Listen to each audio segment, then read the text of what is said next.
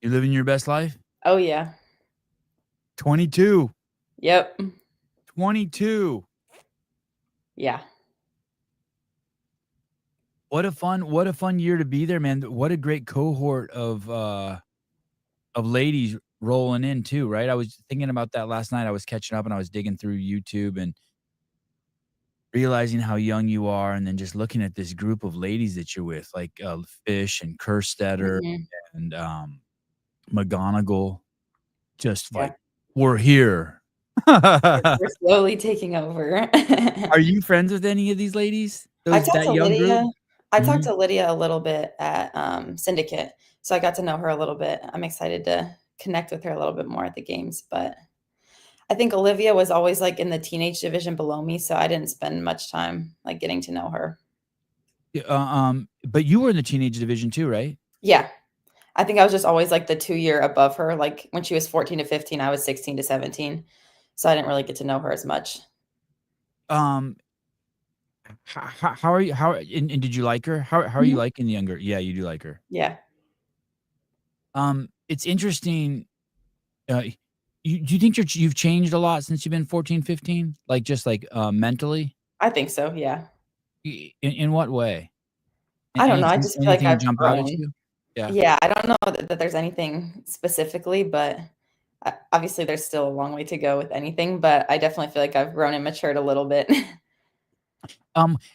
For sure. How about in your character? Like, I see things that, I did when Avi was 2 and he would see something new for the first time, he would look at it and go, "Ah," in amazement, and now he's 10, I still see him do that. Do you see any threads of, like, the 14-year-old you still here? I think I don't know, I think, like, as you're younger, like, when you necessarily at least for me, I'm a perfectionist, so if I can't do Mm. something, perfectly, I get overwhelmed and start to kinda break down, and I think as, like, a 14 and 15-year-old, things like that would frustrate me when I couldn't do something or didn't do it to the, like, best of my ability, and I think now we've slowly started to work on, like, it's okay to fail, that's where I find my limits, but just being okay and comfortable failing, especially in training, like, it's still a work in progress, but it's okay if you fail. That means you're growing, and you're finding your limits. So I think I've slowly shifted more towards that, but obviously it's still a work in progress. Isn't that crazy? Failure is a trippy thing. This is so obvious, but I it didn't really hit me probably until I was 50 years old. I think I was watching the Serena Williams documentary, and Mhm, someone said something like, "Hey, if you're not failing, you're not growing." And that makes so much sense, right? Because before mhm. you can do a standing backflip, you have to fail, like, I mean, well, let's say just a handstand. Before you can Yeah, do a freestanding handstand, you have to fail 500 times, yeah, right? Before you even get 2 seconds. yeah, of holding, yeah. Yeah. And Yeah, and and and when I think about it, when my kid learned how to walk, just to see him stand, I probably saw him fail, let's say, 35 times a day for 100 days. That's 3,500 failures before you were able to stand up. yeah. It's definitely part of it, but it's definitely uncomfortable, and you have to be okay with being uncomfortable. So, yeah. I guess that's a good litmus test also, that if you're not failing,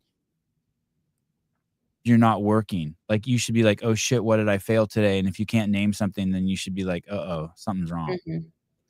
Yeah, I mean, I don't think anyone likes failing, Right. especially me, but I mean, yeah, it's part of it. Like, if you aren't failing, you don't know, like, what your max set is, or if you're not failing on a certain thing for lifting, like, obviously, you don't know what your max weight is for that set and stuff like that, even based on feel for the day, but I think it's good to be kind of pushing upper limits. There's a time and place, but in some things for sure. And I guess it's even worse if you're doing something crazy, like trying to set a PR for your mile time, because then that failure really hurts, Mhm. because it hurts. Yeah. Like, literally and figuratively, like, literally it hurts. Yeah, I think it depends how much pressure you put on things too. Like, if you know it's like a test and you're like, "Oh, I'm doing a mile for time," and it is like a time trial, then you're gonna put more pressure on it, so that failure hurts a little bit more than if you're just doing a normal workout in a training session and you're like, "Hmm, let's see how fast I can go or if I fall off." I think that's a little bit different too. Uh, Running is a trip compared to weightlifting too, right? Because if you fail a max lift, like, it sucks emotionally, Mhm. but you have no physical discomfort. But running or metabolic activities, right? I mean, you're Yeah, literally hurting. yeah. I mean, do you what do you think about running? It's not my favorite, but we've worked on it a lot, so I would say it's getting better, but it still has probably a long way to come. Oh, when you say you're working on a lot, how much is that? I'm doing now that I'm done with school, I have more time, so we've been adding in longer cardio sessions, at least 3 mornings a week, so I feel like that's been helping, but with school, it was kind of like I had to prioritize what I had time for, and so the long hour-plus cardio sessions kinda took the back seat, and that's what it was, but I feel like now that I'm done with school, I've been able to prioritize that a little bit more.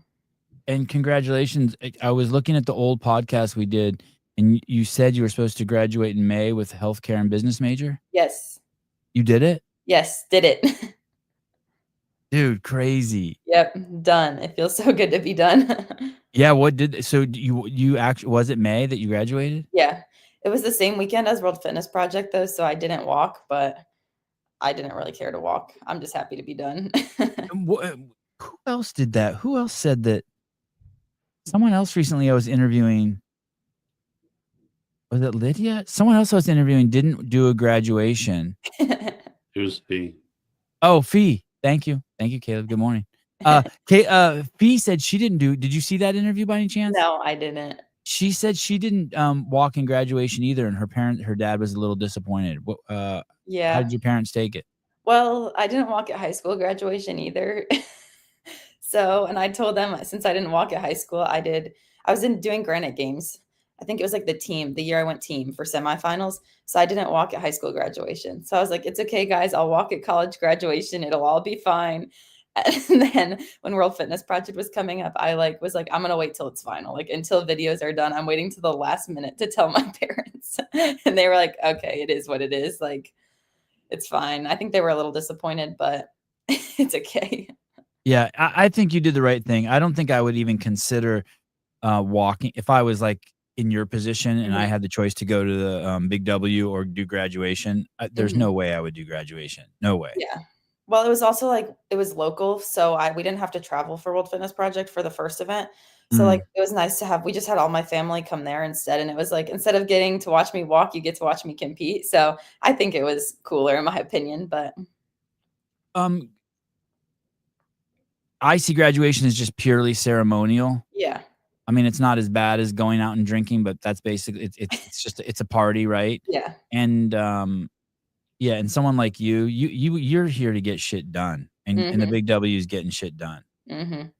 Yeah. How was that event? It was good. Like I said, it was the first event I've ever been to where I could, like, stay in my own place and not have to, like, worry about travel or worry about cooking, like, I ate my normal food. I trained at my gym until, like, we competed, so it was nice to be able to be, like, local and not have to worry about traveling, and have, like, my whole gym family there and then other family and friends who usually don't get to see me compete either. So, I think it meant a lot that it was local for me. And last year was your first year at the individual CrossFit Games, Yes. but you had done the kids CrossFit Games. Yep. And how many years did you do that? I qualified when I was 15, so in 2018 I went, and then I qualified again in 2020, but with COVID, that was canceled. So I only competed once in person at Well, the games you as a teenager. you didn't make it in 2019? Mm-mm. What happened? I don't know, to be honest, I don't even remember the workouts. Did you remember taking any time off, or were you less fit? Were you hurt, or like, emotionally? Were you like, "Fuck, I really wanted to go." I don't think there was any, like, specific reason. I think just, like, the age group online qualifier probably had one workout or something that didn't go well, but I don't remember there being any, like, specific reasoning. Uh, Teens, not, kids, Sevy. I understand. I Yeah. understand. It's weird when you're twice as old as anything that I'm twice as old of is a kid. So if I'm like 80, if you're 40, you're gonna be a kid. I think it's fair. But, Yeah, you know, it it's is fine. fair. You're a kid. Yeah, yeah. But thank you, Avery, for the, words are important. Hey, so you go to the Big W and it's all the best. I mean, they curated and Mhm, aggregated the best people, the fittest people in the world. mhm. Um, Freaky for you or not freaky because 'cause you'd already done the games? I don't really think it was that freaky. I think it was a good that was right after the online semifinals, which did not go very well for me. So I think being able to compete there gave me a little bit of confidence that I needed going into syndicate, and seeing that I was like still stacked with the best. I think helped give me a little bit of confidence going into syndicate. So I thought it was awesome. Definitely the top of the top. How did you do there? I finished 15th, so middle of the field. And pretty big honor also because you were invited there. You didn't do the challenger. You didn't do the kiddie course. You did the big boy No, course. I did the online qualifier for it. Oh, so you did do the kiddie Yeah. course. Yeah. Oh, you didn't get an invite. No, so I don't have a pro card. Yeah, so I'm just trying Oh, to earn points. I thought I saw your post and it showed like I thought I saw a post where you were mixed with people who had their pro cards. Yeah, so if you do the qualifier, like the top 10 from the qualifier get to compete with like the pro card athletes. Okay. And then there's a division of challengers below that. So Okay, there were so like even though 10 you of us. didn't get the invite, you qualified with still on your own. Yeah. Okay. You didn't get the we'll call it the bro card. Yeah. The bro card. No, that I think that's a little mischaracterized. The vast majority of those people absolutely deserved to be picked. Yeah. What did you take at the games last year? 26th, I want to say. I don't know. To be honest, the whole games was a blur.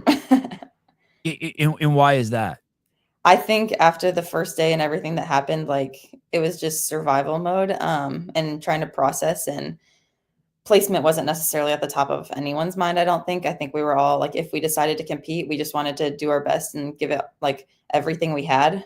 But I don't think necessarily like placement was, we weren't really fighting for places. At least I wasn't.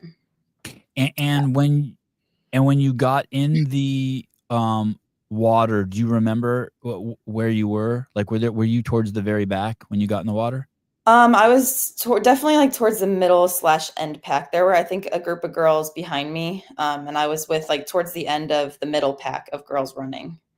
But yeah, then from there, open water swimming / swimming has never been my strength to begin with. So yeah.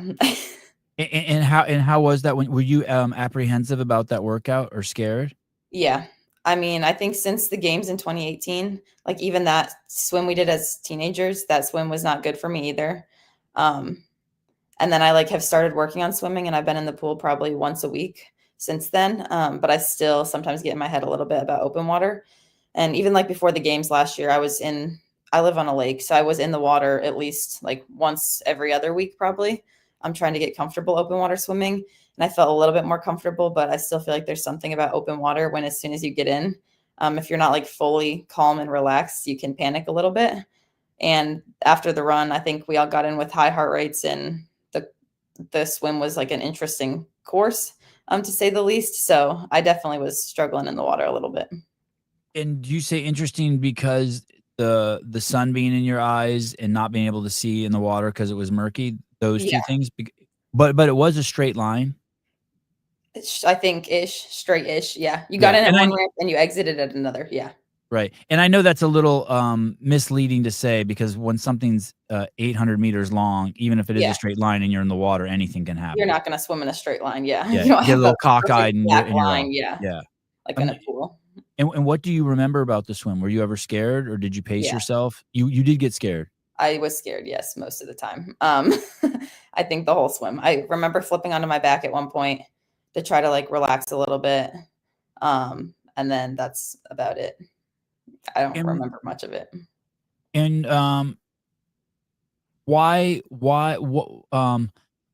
before you flip on your back, do you have the talk with yourself like Lexi, if you flip on your back, 3 people are going to pass you?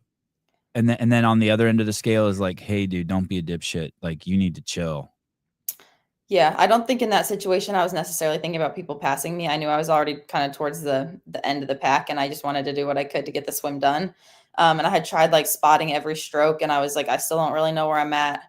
Felt like I was starting to panic. I was like, I think I just need to flip over for a second, try to breathe, bring my heart rate back down a little bit till I get a little bit more composed, and then can get back over and start actually making progress. Do you want, when you flip on your back, do emotions start rushing in? Do you feel like you want to cry? Yeah, I You think do. so. Yeah. I don't know how I knew that, but I was just picturing myself doing it. Like, oh God, I wonder if I'd start crying out there. I mean, if I'm like panicking to the point I feel like I need to flip over, it's definitely not going well. So I think by that point, like I'm frustrated, I'm scared, I'm upset. How far in do you think you were when you did that? Ooh, I don't know. Maybe like 200 meters, probably. Oh, shit. Yeah, it was a long swim. 'Cause, if it's after the 400-meter mark, there's hope. Yeah, it's If also it's hard to tell, before like, how yeah, far go you are. I feel like, even if you're 200 to 400 meters in, like, you can't tell when you're halfway. It's not like there's a marker, "Oh, you're halfway." oh, So, I don't know. you didn't know which buoy you couldn't Yeah, be like, first buoy 100, second buoy it wasn't like that. yeah, no. And then when you get out, massive sense of relief? Yeah, I was also pretty frustrated, but because I knew I had been working on my swimming, and I didn't feel like that showed necessarily my swimming progress, but yeah, I was happy to be done. Uh, um, were your parents there? Yeah. At the swim?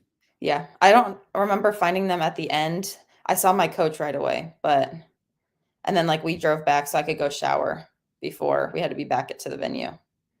Because your parents being if they were there, they obviously witnessed the chaos of and the panic, Yeah, that ensued when people started realizing that Lazar Jukic hadn't come in and there was a mhm. confusion with Lucas. So they experienced that. I think so, yeah, I think they were there, I don't remember where they were at. I know some people from the gym were there too, at least I saw 'em passing when I passed on the running course, so I know some people were there, but literally as soon as I got done, we kind of grabbed my towel, grabbed my stuff, and headed back, my coach and I. Yeah. Because if I was a parent and someone went missing, obviously the first thing you wanna do is like, "Oh, there's my kid." Mhm. Yeah, I know Yeah. they were talking with my coach too, so my parents were, so Okay. Um, I early in the days of CrossFit, I remember, as Chris Spieler got older, I was talking to him, and he was saying as you get older, it's harder to learn new skills because of recovery. Because when you're younger and you recover so quickly, you have time to learn new skills. So that when you're young, you really have to put in that effort because as you Mhm, approach your 30s, like, you have to really then it's just like maintaining your fitness and your peak fitness with the skills that you already have. mhm, Do you think about that in regards to running and swimming? Like, has any part of you been like, "Hey, I need to just, like, at by any means necessary," because I'm making the assumption that running is, like, paramount to winning the CrossFit Games. mhm. You have to be a great runner, wouldn't you say? Yeah, I would say Has to it be, at the top, yeah. Yeah, you gotta be a great runner. Is that the goal? Like, is part of you like, "Okay, fuck, like, I need to be a great runner." Mhm. I definitely think, my coach and I are constantly kind of reevaluating what needs to be worked on and cardio like I said, long cardio pieces, running, swimming, machines, stuff like that has always kind of been one of my weaker areas, and so we know that's at the top of the list to work on, but we just haven't had time until now. So I think going into this Oh, season and this next because of season. school. Because of Yes. sch Okay, sorry, go I ahead. think we'll start to prioritize that even more, now that I have time. It was kind of just like something had to take priority, and if I only had an hour, we weren't gonna spend that whole hour just working on running and swimming and machines. Would a few days a week, but obviously other things also had to fit into the schedule, so I'm excited now that school is done to be able to kind of go all in on that too. And that's a massive mental game, right? Because of Mhm, just the massive discomfort every time you approach that, the discomfort with cardio, working on your engine is it's mhm. just hard. Yeah, it's not fun, it's just you gotta do it. Yeah. And who is your coach? Chase Larison, And does he work at your affiliate? he owns my affiliate, yeah. Oh, and Yep. you're still there. Yeah, so then he does my programming, and then I do class every day too. So he does all the programming for the gym and then my programming too. How long has he been your coach? This is year 3, I think. Yeah. That did you go to that gym because he was there? So he kind of took over the gym. It was Three Kings before, so it was their second location. And then the owner was like, I think struggling to manage. We lost our general manager, he moved. So I think he was struggling to manage both locations. So I think the opportunity kind of came up where Chase and his wife Kenzie bought the gym. And then from there, he started coaching me. And, is he God, that what a crazy responsibility he's taken on. Mhm. And is he a nerd? I mean, a little bit, yeah, Yeah. but I mean, you kinda have to be, right? yeah, I mean, he has to be just, like, scouring for I'm guessing coaches are just constantly scouring for best practices. yeah, trying to figure out what needs to be worked on and stuff like that, yeah. What did he do before? Was he, an athlete? No, I mean, No, he's not done CrossFit for, like, 10 to 12 years, I think. So for a while, but not really competitive. was he a collegiate athlete? No. No, and, did the relationship just build, like, I guess, organically and naturally to where he just spent more and more time with you, and then all of a sudden he was coach? Kind of. So I was, like, following Proven and did their general programming, and then slowly I was like, "I don't think this is working for me." I was training by myself, that wasn't working for me. I was like, "I wanna be more involved and not be just training by myself in the corner all the time." So I kind of had a conversation with him about it, and I was like, "What should I do? Should I keep following this programming? Like, do we switch to another program?" And he was like, "Well, why don't you just try, like, jumping into classes, and then we can add" like, he was like, "I can start programming additional stuff around classes for you. So then at least, like, an hour a day, you're working out with the class, and then your other stuff, like, you do on your own, but at least 1 hour every day, you're with the class, with the community, working out, hanging out with friends." And then from there, he kind of started programming around class for me. So then now he does all my programming, and that's kind of how it's grown. Is that still the way you operate? You're still doing Mhm. classes? Yeah, the only time, like, I don't do classes is maybe, like, once a week if I'm, like, testing a workout, so or, like, have a qualifier, but yeah, I would say I do classes 4 to 5 times a week. Yeah, that's wild. I remember talking to you about that before. I wonder if there's anyone else left. I know Ariel was doing that, and that's no longer how she Mhm. operates. I wonder if there's anyone else doing that. Do you know anyone else who's doing that? I don't know. I don't think so, but I don't know. And Yeah, and and games and level, I don't know. and you love that. You like this. Yeah. He programs the classes, like, they're not, like, easy classes. He programs definitely, like, at my level. His, like, philosophy is program for the best and scale for the rest. Mhm. So, it's definitely, like, high programming, high volume, high skill, difficult programming, and then we just scale the rest of the members down if they need to Yeah. be. Yeah, and hey, everyone should be doing that. Mhm. Everyone should be doing that. That's awesome. Yeah. Wow. Well, congratulations for doing that. I think that, would you what did are the benefits mostly up here for I doing think that so. class? Yeah. I mean, I think there's intensity that comes along with working out with people too. Like if I'm doing the 4:30 class, I don't want all these random people beating me. Like that frustrates me too. Even if I scale Right, up and they scale down, like I right. if I'm working out with people, I want to win. That's just the competitiveness in me. So I think it does bring some intensity too, but also gives me people to work out with for an hour, so I'm not just by myself all the time. Dallin. Margot, Dallin does that? Dallin Pepper does that? Pat Lange, most of them, stay in the corner at the gym and yell at members if they come near them. I wish I could say that that's not true, but, I see you, Caleb. Caleb and I just heard a story, crazy story yesterday of, an athlete who just, yells at members on the regular. Well, I think like Do you yell at members? no, definitely not. Love our members. I coach them usually and then do the workout with the rest of them, so our members are awesome, but And tell me about that. So you're still coaching classes. Last time I had you on, you were coaching classes too. yeah, I'm coaching probably like 3 to 4 days a week. So, between coaching, training, I'm basically just at the gym all day, every day, but Lexi, do you glean anything from that? From coaching? Like you see something and you're like, "Oh, I need to do that," or "I need to make sure I don't do that," or do you glean anything off of them? ooh, I don't know about that. I think I more than for me, I wanna help our members and help them become better, so I don't know that I necessarily take anything from myself, like, for myself, but I'm trying to pour the stuff that I learn into them too. And I guess it's kinda nice when you're teaching, you don't have to you get away from Lexi. Like, all your Mhm. shit goes away, right? You're Yeah, just like, "Okay, I'm focusing on other people and helping other people." yeah, Are you a religious person? yeah. Do you see, the coaching as service? I mean, I don't really think about it like that often, but I do yeah, I think it's some sort of service for sure. I'm trying to make sure that they have the best hour of their day and whatever they can do, even if they're coming in with a million other things, at least they're coming in to work out and I get to spend an hour doing whatever I can to make their day better. Yeah.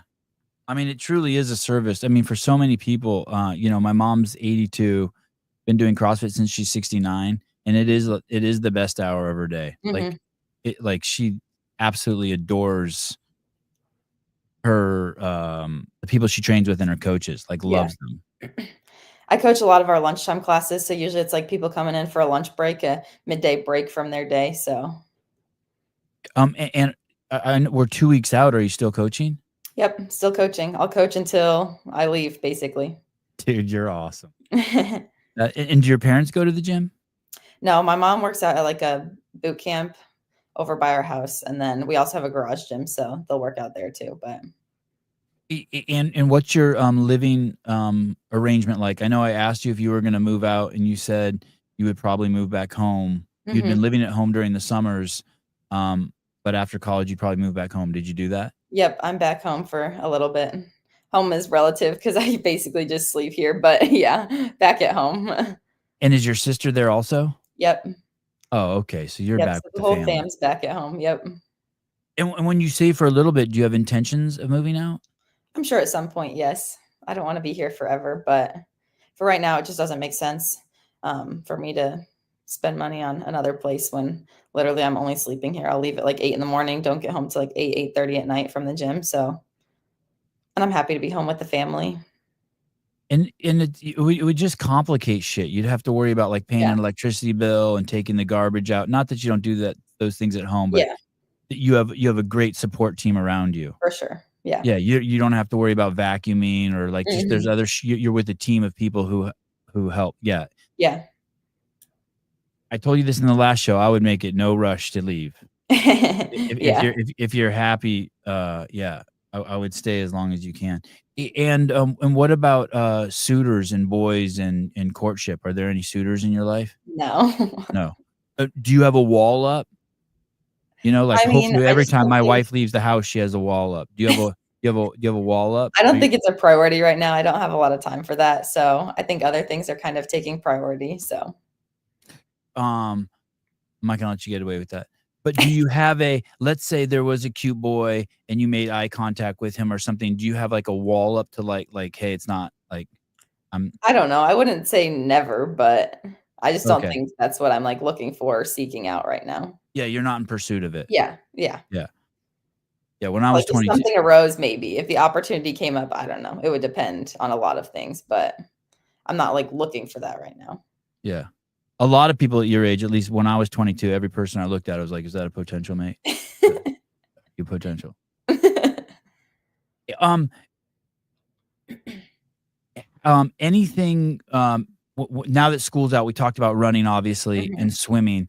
Is there a massive change now, as soon as the games are over, where there will be a massive shift in your programming? And, like, specifically, what would that look like? I don't know about, like, massive shift, now that I feel like the season keeps getting extended if I continue on with World Fitness Project and stuff like that, but in terms of training, yeah, I think we'll take a step back, and focus more in on cardio and, like, slowing back down a little bit, like, going zone 2 stuff, to work on some small things like breathing and stuff like that, that I could use probably taking a step back, we just haven't had the time to do. But other than that, no, just more time training. Obviously, not all the time, like during off season, but during the season, I'll have more time to train and prioritize small stuff that needs work. Does that, excite you or, stress you out? I think mostly excite. Obviously, there's a little bit of stress, but it's mostly exciting for me to not. I feel like I can finally go all in on the gym and training and not like have something like, even though school was like not really a priority, it was always in the back of my mind and I wanted to do well. And so now that I feel like I can focus all my energy into training and like competing in CrossFit, I'm excited to see where that takes me. Yeah, it's, not that you do this, but you have a built-in like, making it to the games and going to school is like, holy shit. Mhm. Now that you're full time, a little bit of an excuse or a crutch completely goes out the window if you had Mhm. that. For sure. I think if you think about it like that, yeah. Jeff Bako, it's interesting that young female CrossFitters are not getting married. Well, I mean, Lydia's getting married. Mhm. She's like 12. Is not getting married and focused on training, but the young male CrossFitters seem like they can't get to the altar fast enough. I don't know if that's true. Is there any? Alex Kazan's married, Mhm. and she's young. Yeah. Did you compete in teens with her? No. No. Anyone you competed in teens with who's around still with you? Um, Annika, I competed with her. Annika Um, Greer. yeah. Is I don't know who is else. Paige she and Towers. she might be married. Wait, is she? No, no, no. I don't think she's I'm married. thinking of Kyra Milligan. I get them Yeah. confused. Who are you gonna say? Who? Oh, Paige Paige. Towers I also, Oh, yeah, competed with, yeah. yeah. She not only got married, she got a kid Yeah. now. Hey, Yep. that's kinda cool. That's a good example for you because I think she's gonna come back with a vengeance. Mhm. I think she's doing the next, World Fitness Project tour event, and I'm excited for her to start her comeback. Yeah. Wow. Um, Uh, does this what was his name? Chase. Does Chase Larrett, does he have any other athletes or people around you now that you're going aspiring, seeing what's possible, aspiring to reach Nope, your he doesn't level? have any more, yeah, competitive athletes. I think he's very busy as is. So just the gym and then me. Yeah. And when do you think you're going to stay with him for a long time? I think so, yeah. Do you ever look and see these camps and think, "Oh, maybe the grass is greener on the other side?" We've definitely talked about that. I think there's pros and cons to camps and more like individual. And right now, I don't think necessarily a camp would be the best for me. So never say never, but I don't think right now I'm looking at switching to a camp. They definitely have some advantages, but for me, I don't know that competing with people every single day and being surrounded with that many high level athletes would necessarily be the best for me every single day. But I definitely do think there's some advantages. But There are some kind of hybrid versions of that, right? mhm, Kerstetter's kind of got a little bit of a hybrid version. She's yeah, got her coach at home, Hepner, but she's also with Proven. hmm, Same with Colton. You know, Colton is his own guy at home. hmm, Excuse me, but he's also with Proven. So I guess you don't. There's no. Even if you did go to a camp, I guess you wouldn't. It's not like you would have to part with Chase yeah. There's a lot of necessarily. possibilities. Yeah. Um, when you went to the Big W, what did you think about how you performed relative to Syndicate? That was after Syndicate, right? Mhm. How do you think That you was before performed in the Syndicate. Oh, it was before Syndicate. Yeah. When you compare those 2, the 2 Lexi Neelys that showed up at those, so Syndicate was first, and then you went to the Big W. Was it the same Lexi Neely that showed up at both? Yeah, so it was the online semifinals, then World Fitness Project, then Syndicate was last. Okay. I think so. I think the only difference after World Fitness Project before Syndicate was, a little bit more confidence. I think after the online semifinal, I didn't do as well as I wanted to, and I was like, "Oh, I don't know that the games are even in the cards this year," with how I performed on the online one. So then I think after competing in person and being, like, middle of the pack, top 15, having some, like, good finishes where I surprised myself, I was like, "Oh, maybe I can still do it." So I think going into Syndicate, I had a little bit of confidence, a little bit more than before, and I was able to kind of show up and take what was mine. So And last year, was it did you qualify where did you qualify last year? Syndicate also. Oh, and that was just by 1 point, Yeah, I got 11th because it was top 11 from Syndicate last year. and you were 1 point ahead of whoever was behind you. I think so, yeah. Yeah, and that was a nail biter. Yeah. And to make it 2 years in a row is pretty crazy at your age. Mhm. How did you do this year at Syndicate? How what place did you get? I got 2nd. And who got 1st? Brooke Wells. And who got 3rd? Reese Littlewood. Oh, man, and Yeah. she was bringing it. Yeah, she was. She did awesome. Wow. And how close was it? Did you know that you were, gonna make it before they called your name? I didn't know exactly, but I just knew that the last workout went pretty well for me, but I didn't know how many people we needed between us. It's like I saw people finishing between me and her, but I didn't know how many people I needed. Um, so yeah, I wasn't for sure, but Yeah, she really brought the heat at Syndicate. yeah, Yeah, good job. yeah. So 2 years in a row. And how do you see listening to you talk, you kind of seem like if you didn't make it, you would have accepted that? I don't know about accepted. I would have been probably very frustrated and upset. And we would have had to probably sit down, reevaluate, and see what needed to change, or if anything kind of took a back seat this year that shouldn't have. So I wouldn't have been okay with it, but Mm. I wasn't sure after the online semifinals if I was where I needed to be. After, the games last year, was there any point between the games last year and, leading up to the, big events this year that you thought about quitting? That you thought about maybe doing something else? I don't know about quitting, but there was definitely probably like a month or 2 after the games where I was just trying to figure out what I wanted to do. Kind of reflection. Obviously the games went down and there was a lot that went down with that. Even just processing. So I think I knew I wanted to do something, but I wasn't sure if I still wanted to compete or if I just wanted to more like switch over more to just coaching and finding a more regular job, or if competing was still like my top priority. But I think after like a month or 2, once I got back into the gym, back in with the community, back to training, kind of like settled back into my routine, I was like, no, I think this is what I want to do still. And that was because of Lazarus' death. Hmm. Do you remember having any, kind of like epiphanies or was there a moment where you were like, "Okay, I'm moving forward?" I don't think there was like one moment. It was more of just like after I took some time out, I probably took 2 to 3 weeks out of the gym completely. And then once I got back into the gym, like I still wasn't really sure, even when I started training. But then once I got back into the gym, like back into my more normal routine of coaching, training, stuff like that, being around people in the community, I was slowly like, okay, this is what I want to do. So I don't think it was one moment, more of just like getting back to my normal and realizing that like this is still what I love and still what I want to do, even though there was some difficult moments in between there. And what was it, could you see clearly that what was maybe causing you to reflect, or was it just a cloudy emotional just chaos?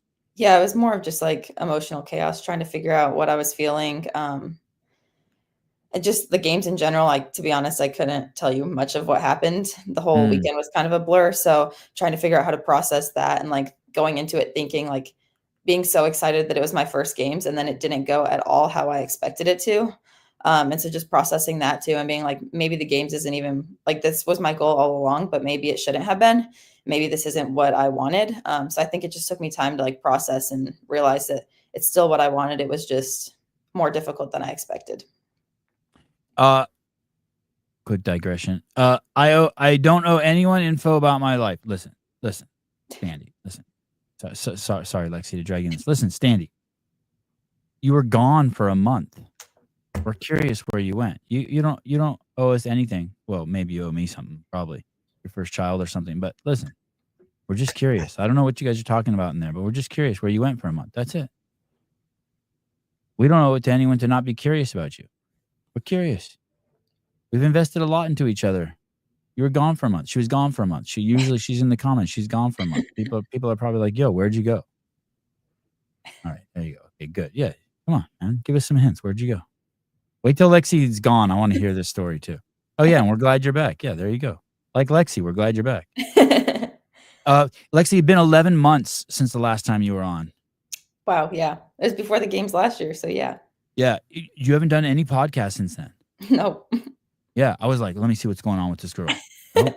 No. Oh shit. Nope. Oh, I had to watch my own shit. I never watched my own podcast back. I watched it back. I was like, holy shit. And why is that? How come I couldn't find any podcast about you? No one invited you on? Nope. What's wrong with people? Um, is when you go to the games this year, is there a goal to do better than 26th? Yeah, for sure. Is that appropriate? Is that an appropriate goal since it's sort of out of your hands? Or I always think it's weird to ask that question, but yet I can't stop asking it. Like, what's your goal for placement? You know what I mean? Yeah, I mean, I think there definitely is a placement goal, but obviously I wanna do my best on every workout. I think last year kind of is a hard baseline because, like I said, placement kind of was not really at top of mind. But yeah, I would obviously love to do better. I think after finishing 15th at World Fitness Project with some of the top girls, um, I've proved to myself that I've been making progress and I do belong in the top half. So I'm excited to kind of see, depending on how workouts go, give it my all and see where I end up. I want to say something to you. I was thinking about it this last night and this morning, and I was like, maybe it's not your place to say this to her because I don't want it to come across um harsh and like, who the fuck am I? Like, I've never competed in any sport, so I don't know. But it's going back to the running thing. Like, people will go to the games and they'll just get like 25th and everything. And Mhm. it's pretty crazy. Like, they made it to the games. But like, you're really good at some shit. Mhm. Like, you can win some shit. And so and you earned that, right? Obviously Mhm. with your background. Don't you have to like don't you have to like go out now? Like, we know, and if I'm wrong, if I'm mischaracterizing this, let me know. We know that you have to just really be a world-class runner Mhm. to fucking win the games. It's always the best runner who wins the games. I mean, Yeah. it's just like, yeah, you're the best runner. I mean, You have to you be the best at everything. Yeah. yeah, but the running shit's really Yeah. important. And it spills over into other shit too, right? Mhm. It's like boxing. Like, there's no running in boxing, but the best boxers in the world will run like they run their asses off, right? Mhm. Don't you have to call the track coach at UCLA and be like, "Yo, I'm coming over there for 2 months and you're gonna make me the fucking best runner there is. I need to run the fastest 100, 400 and mile ever." Yeah. I definitely think, yeah, you have to be the best at everything to be at the top. Even if that means like some things taking the back seat while you work on things like running and the stuff you're not good at. Because then you'll be able to bring those other skills that you're better at back up faster. So yeah, gymnastics stuff like doesn't take priority for me in training. Obviously, I do a decent amount of it, but that's not what I'm spending all my time and energy in because it's going to need to take a step back so I can spend more time focusing on the things I'm not good at, like running, and then hopefully come game day, my gymnastics is still good enough. You are in uh you are as a archetype and with your skill level, the path to the podium is there. Like, for Mhm, some people, it's just not there. It's mhm. like, "Yo, dude, you're 25 or 30 or you're 30 and you're great, but you can't swim yet, you're fucked." Yeah. But you're 22 Mhm, and, you can see it. And people, when they say your name, people get excited. The pundits get excited because they know that. They're like, "Okay, there's one," and you can see the path. mhm. But, in one way, that's cool, but another way, that's gotta put just crazy pressure on you because 'cause you're gonna have to do a bunch of shit that's really fucking gross during training. Yeah. Is that how you think? Am I I characterizing think, it right? yeah, I mean, I definitely think I wanna be at the top, and so I definitely think there's some things that I need to work on, and I know that I'm still not necessarily everything's at that level. Like we've talked about, obviously my running needs to get better. There's still a few holes I need to fill, but I definitely think with time, and energy and effort, I can make it there. But yeah, I try not to let the pressure that other people put on me affect me, but I do have pressure for myself. Because your gymnastics and your strength are just, like crazy, and your movement and your obviously, your commitment. I mean, you have all it's all there. Mhm. Well, is there any when you see someone like Colton improve, I don't know if you watch his trajectory, but when you see someone like him improve on their running so much, does that give you hope too? Or are you like, "Oh, shit." I mean, I think there's hope. I'm not hopeful. I think I know I've needed more time, to put into it, and so I'm excited now that I don't have school to be able to actually have that time, Yeah. to put into it. I it's To get better at anything, you have to put in the time, the energy, the effort, the work, and I know that I haven't had the time to put into it like I've wanted to. So I'm excited now to have the time to actually put the energy and effort into it, to being at the top level on everything. Yeah. And by the way, I wasn't suggesting that you don't have hope, but Yes. the Colton thing is crazy. I'd Mhm. have never thought that that was humanly possible to Yeah. improve how he improved. Yeah. Yeah, that's what is there anything that you're excited to showcase this year that you've been working on? I feel like there's not, like, anything specific that I've been working on, more of just, like, everything, like, I can't think of one set thing. I just feel like my overall fitness has gotten better, So I'm excited to kind of see right now. Recently, strength's been going well. I feel like I've been hitting good numbers on that too. So I'm excited to see it kind of all come together. I want to show you this video from your Instagram. Did you used to have more posts on Instagram and you archived a shitload of them? I don't think so recently. I think it's the same amount. I just am not the best at posting on Instagram. I need to be Yeah. better about it, but Yeah. Um, how old? This is a 486 weeks ago. So what is that? it says 2016, March 24th, 2016. Oh, you even know the day. Well, it says on the under the views, I think. Oh, oh, cheater. Okay, a few days after my birthday. You must have done this for my birthday. So, this is this is like 9 years ago, 9 or 10 years ago. Yeah. Yeah, that's crazy. And do you know how old you are here? Well, 9 years ago, I would have been 13-ish. And so let's play this video.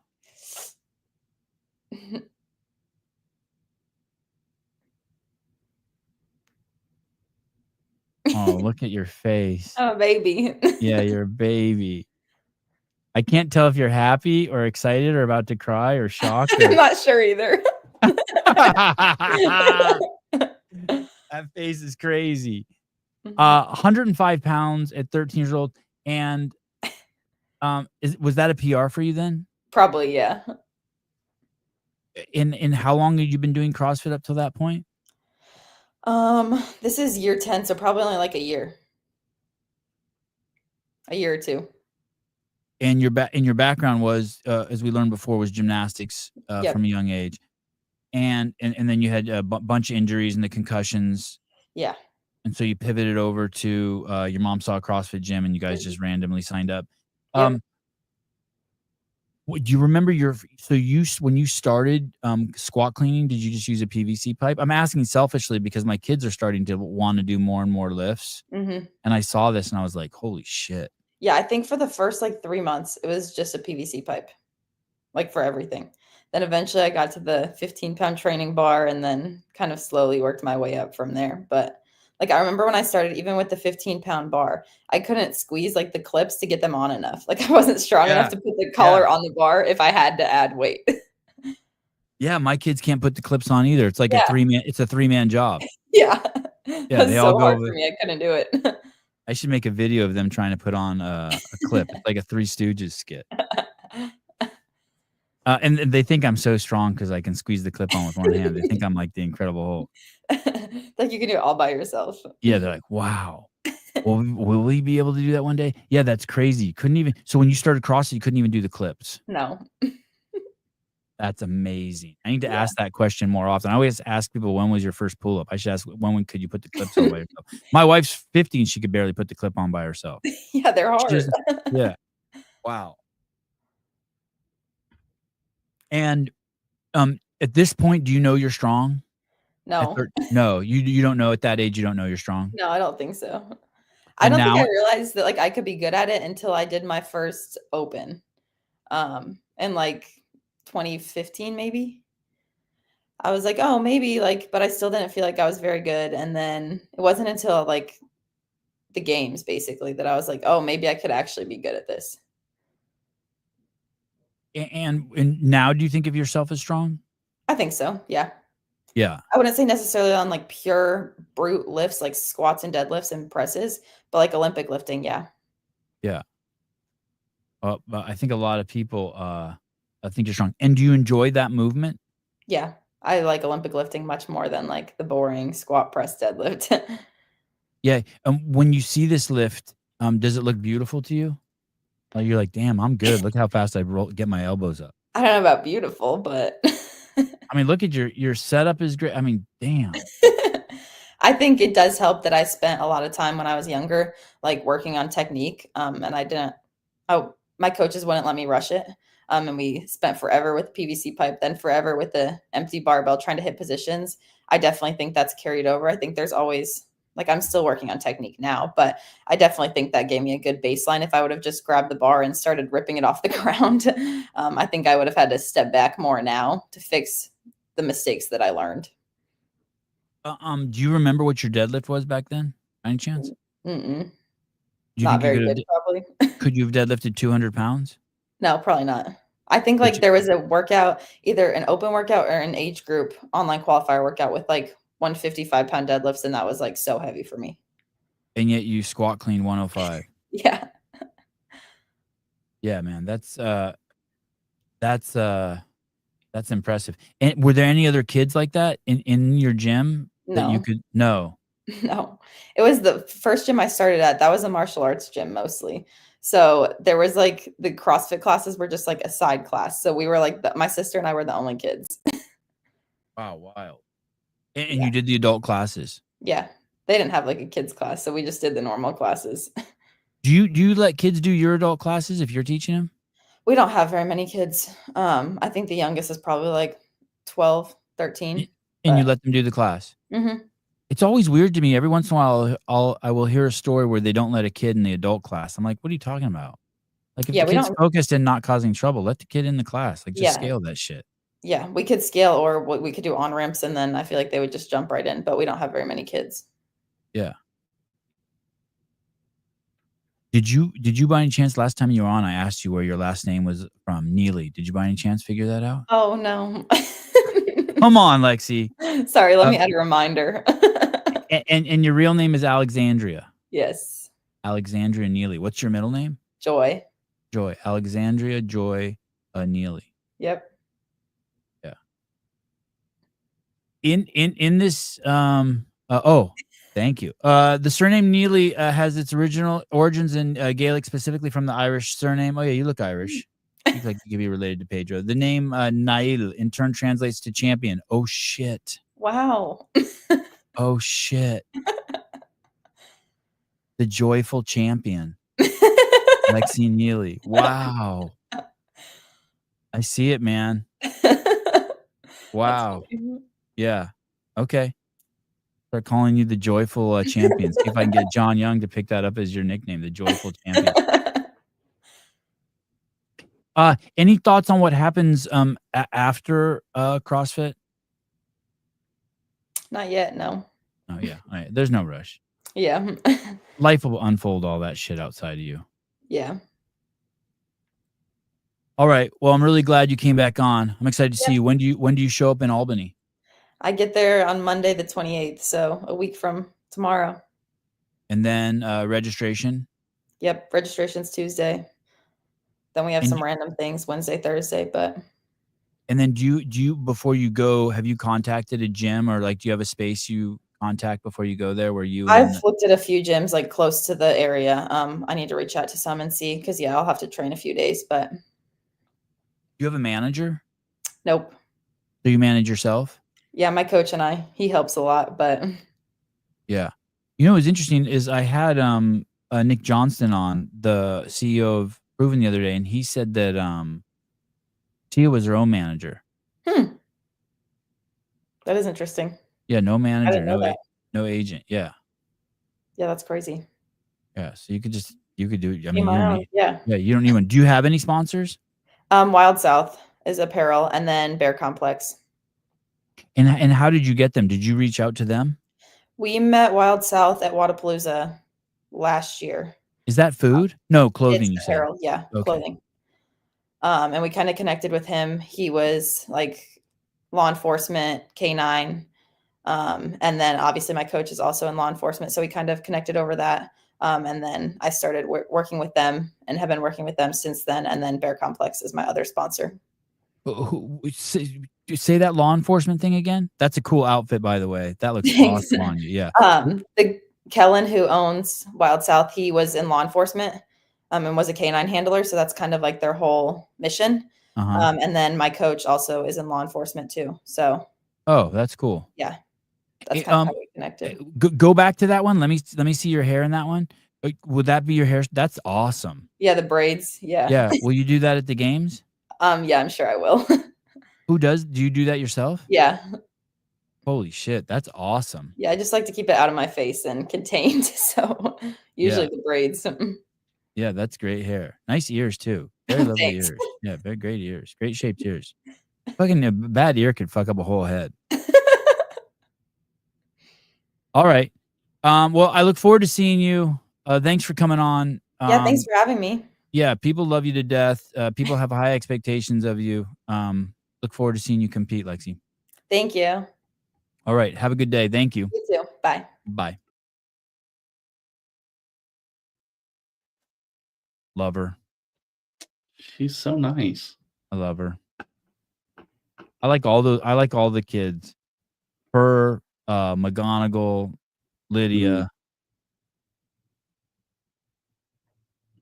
Kids are cool. She's pretty cool. Yeah. And she talks good. Yeah. Which is so weird. Nobody's invited her on a podcast since. Yeah. I could see her sitting in for Jamie or Carolyn if on Schweitzer's show if one of them is ever sick. Oh yeah. Today we have special guest. Yes, hello. The champion. What was her name again? Alexandria Joy Champion. Mm-hmm. Joyful champion. You just had to get weird, Sevi. I didn't. At least, hey, let me tell you. The first, I need to text Haley Adams. The first thing I'm going to ask her is if she got when her last waxing is before she goes to the games. Just for you, David. When's the last waxing before the games? God, living at home still. That's wild. Oh boy. Oh boy. What? I just looking at this clip someone sent me of Lindsay Valenzuela on Garrett Clinton's podcast.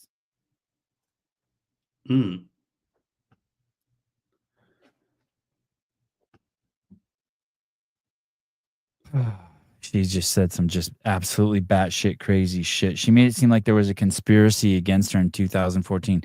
I wish people knew, like, there's never, like, dear athletes, nobody at CrossFit HQ, at least when I worked there, ever thought about you guys individually. Ever. Ever. The only thing I ever remember about anyone talking about athletes is one year Noah Olson patted Spieler on the head and called him Spiely. And I remember a bunch of the athletes, like a bunch of the media people like Buttery Bros and stuff, thought it was disrespectful. I thought it was funny. Like, oh, Spiely. But I've never. There's no, I mean, sure, maybe you got a judge who was shitty or didn't like you, or you got a free rep, or some chick was staring at Tudor's junk instead of like watching his reps, and so he got some free, reps. But like, no one ever thought of you.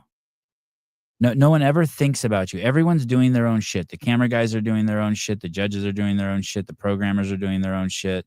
Rogue setting up. No one ever. There's no conspiracy. There's zero thought put into you as a person, like to get you or help you, or like none, zero. No one's like, oh, Tia has to go to the game so we sell more tickets. Like none, none, zero. No one thinks like that. Who's there? People are busy working.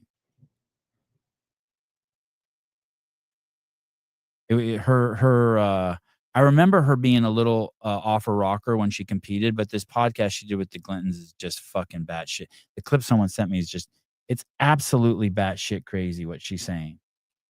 And this is like back in 2014. Don't forget Fraser did that too. Yeah, Fraser I could kind of understand because he also admitted that he needed those stories in order to push hard. But like after you're done competing, to think that anyone's thinking about you is crazy.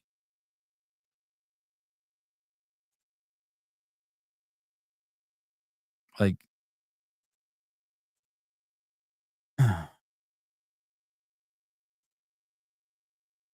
Damn, she looks old. yeah, I don't think the time code's on here, or else I would play it. Someone just sent me a screen record.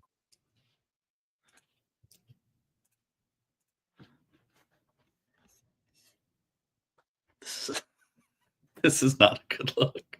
Is that her? Yeah. Where did you find that? That can't be real. That's on her page, dude. Oh God, I'm sorry. Is she in a movie? Is that for a movie set? Is she in a movie? No. Birthday. Oh my goodness.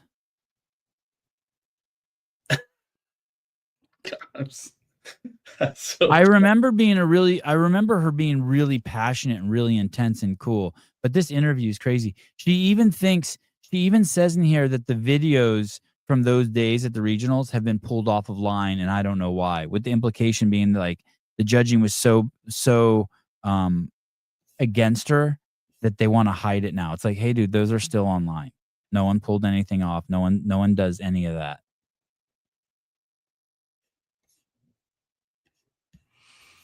Holy shit. That picture is crazy. Hey, dude, they don't even look real. They look like Muppets. Yeah, they do. It's so bad. They look like caricatures. Yeah. That's why, I mean, you just don't need that much makeup, dude. And red lipstick. You definitely don't need red lipstick. If I say, can you play something? If I send this, can you play this with audio? It's just a screen recording.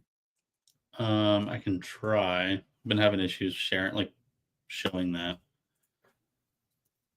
Oh shit! Someone died in the Ragnar race.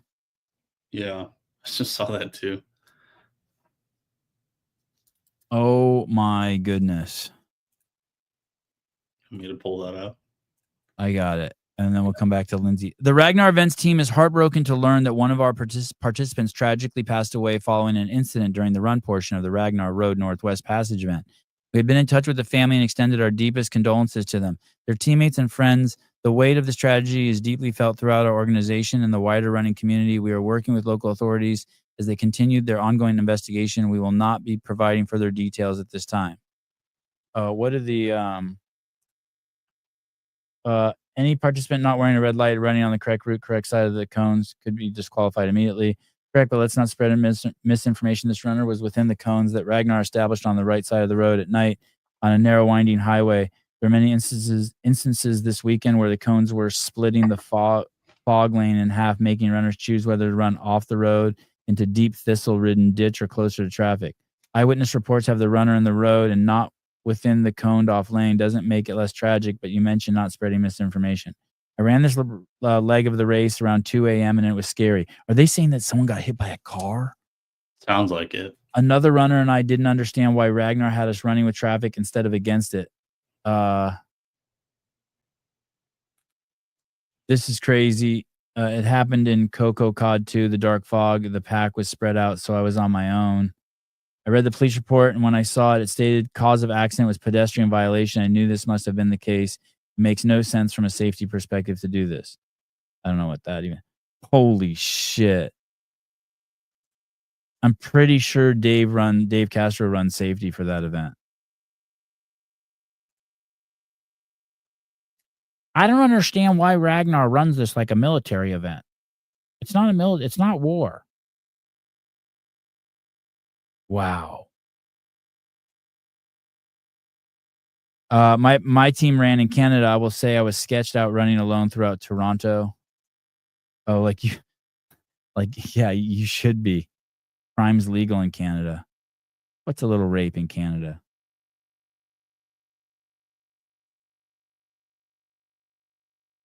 I met a guy one time when I was in Montreal, sitting on the steps of a museum. I started talking to him and asked him if I could take pictures of him. Yeah.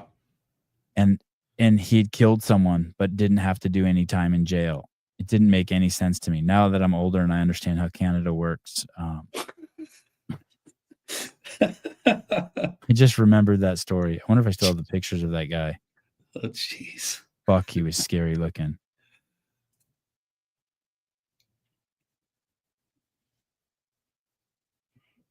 The one thing that's certain when you're born is you will die.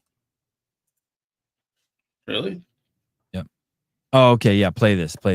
Oh, good job. Play this. This is crazy. Colleen's just kind of setting it up. I'm not really I haven't watched the full clip, but this is from the Glinton Things podcast. Here we go. Lindsay Valenzuela. Athlete. So obviously you have a different perspective. You don't want to be embarrassed. But I don't think it was it embarrassing Caleb, you guys or what? Yes. This is from the YouTube page? Yeah. You found it already? Yeah. Oh, okay. Go ahead. Was it putting you guys in a position to again show yourself breaking through a ceiling that might have been presented to you? Yeah, so I'm gonna go back to the 2014 games, right? Or regionals, and I'm guessing that's Del Mar. I don't know. performing, and the word performance. I wasn't happy with how I was being judged during that regionals for a lot of reasons, and I felt like Fair. I was getting picked on. Not And a lot fair. of the Pause. videos from regionals. Listen. No. He's fucking cool. This is crazy. No one's getting picked on. Miss Dent's updates. Yes, Del Mar. No one's getting, unless like, hey, dude, I'm not omniscient. I don't know. Maybe you fucked the judge's boyfriend. Like, I don't know, and the judge hated you for it, or maybe, who knows? Maybe it was your judge was a guy who had asked you out and you told him no and he was pissed. But for crying out loud, that your judge was picking on you. It's fucking insane. Everyone loved her. Okay, go on. Are no longer around. They've taken them down for whatever reason. Okay, pause. And I can Now the implication there is that the videos from that regional are gone for whatever reason. Is she implying that they were taken down because so that she personally couldn't see them? I mean, dude, I can't think of anything in life where I'm that self-important. I'm happy when I go to the parking lot and my car's still there.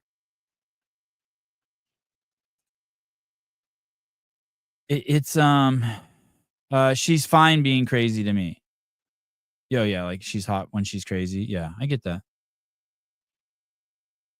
Have her on.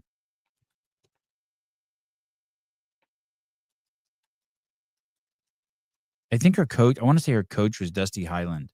He's cool as shit. He put a huge effort out during the LA fires to help his CrossFit gym members. Those are definitely still there. They are still there. Okay. Yeah, I mean, and if they weren't there, it had nothing to do with anything other than just like maybe they moved the YouTube stations or something and something got lost. No, I can't remember one thing that we ever put up that we pulled down. Yeah, 2014 California CrossFit Regionals. Yep. Look at even Jose Ramirez found it. Okay, let's keep going.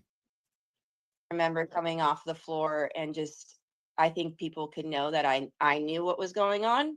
Wait, pause. And that's not to say anybody who people, what is she talking about? People knew what was going on. Dude, that Camille did that shit too. She thought listen, the fans don't give a fuck and they don't know. That no fan in the audience has ever been like, oh my God, that judge has it out for her. Camille thought that when she got a no rep for her snatch at the games or overhead squat, whatever that was, she thought that someone from the fans should have stood up for her. Her words were something along the lines of, I'm paraphrasing, but how come no one in the community came out and helped me? Can you imagine being at a fucking sporting event and there's a bad call and the athlete being like, no one in the fans is going to come down and help me? Like, dude, this is crazy. Hey, kudos to anyone who has to live with a brain like that. I couldn't live between those ears for 3 minutes. I'd fucking kill myself. I'd hang myself. I couldn't do it. Okay. It's a crazy way to live. Yeah. Keep going. who went to the games that year didn't deserve it because everyone was amazing that year. But I also know that in my heart, I was doing everything to standard. And pause. I can in her remember- heart, she knew that. God, I so wish I knew what this fucking heart thing was. So many people use that word. Do you have a heart besides the one that beats? Like, you ever like, oh, my heart, that touches my heart. No. I'm like, oh fuck, is Willie gonna die in Free Willy? I feel like I'm gonna cry. That's like, I'm not like, oh my God, it hurts my heart or my heart's swelling. This heart thing. What is this heart thing? I think that's just what they mean by it. Like, it's just a word in place of an emotion. Her heart knew she was doing the reps right. I don't need, listen, dear Savant's heart, don't worry about shit except beating, please. I want you to be cool. I love you. I need you to just be cool and just be and just go. Just work. I appreciate you. Just work. I don't need you like feeling nothing other. I just want you to just just do you. Just stay focused on the beating part. Okay, go on. And I honestly, I get along with Dave, and I can remember him. He could read my emotions pretty well when I was competing, and he said, you're not being messed with out there. And I'm like, okay, to each their own. I feel like I am. And he's like, well, you're putting on a great performance. And I think to HQ we're athletes, but I also think to them we're performers. No, no, So no, no, I no, don't know. no, no. You're just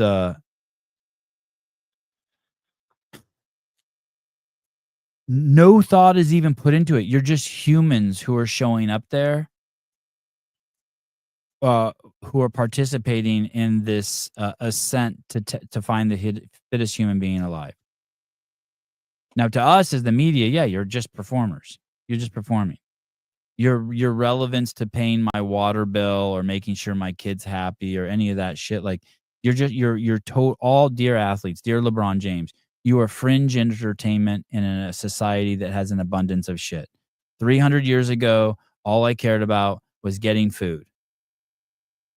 And now we have an abundance of food and energy, and so I have time to do things like watch human beings exercise.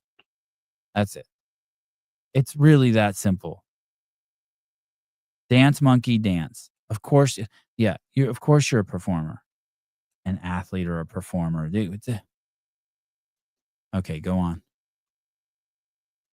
Necessarily think that they always think about how we're going to feel about things or how the athletes are going to feel in the moment. I think it's what it's going to look like on the grand scheme of things and what it's going to draw So, in, what events.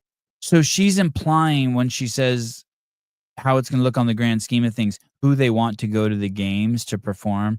Like she's saying it's not so much a objective sport, but it's who you want to go to perform Shakespeare's Othello. Is that what she's implying? Can you go back like 10 seconds? Is That's that what it seems like. You got to make a lot of assumptions there. yeah? How the And I athletes are going to feel. And I apologize, Lindsay, if I'm getting this wrong, but I got to read through the lines a little bit. Okay, here we go. Think about how we're going to feel about things or how the athletes are going to feel in the moment. I think it's what it's going to look like on the grand scheme of things and what it's going to draw in, what the events are going to draw people in, and how the general public are going to feel about it. Don't you think that's most things though? Like, or most Yeah. sports? Most sports, it is a performance. Like watching football, we're watching people Oh, perform. Garrett's so good. So I could Garrett's see I mean, so like the good. NBA is taking it to a whole nother level. I mean, dude, they don't you even will play forget. basketball anymore. Lindsay, let it go, man. Like they're like you're so like Close the yearbook, dude. yeah, dude. Like people everyone liked you. Everyone liked her. I remember everyone liked her. She was fiery. Everyone liked her. Thank God Glinton Things isn't retarded. I know. Well, that's the only reason why people watch them. They're not retarded. Holy shit. I just got a text. Oh yeah, so there this has all the events in it, she said, that we're taking to. This playlist here? Did she send a playlist?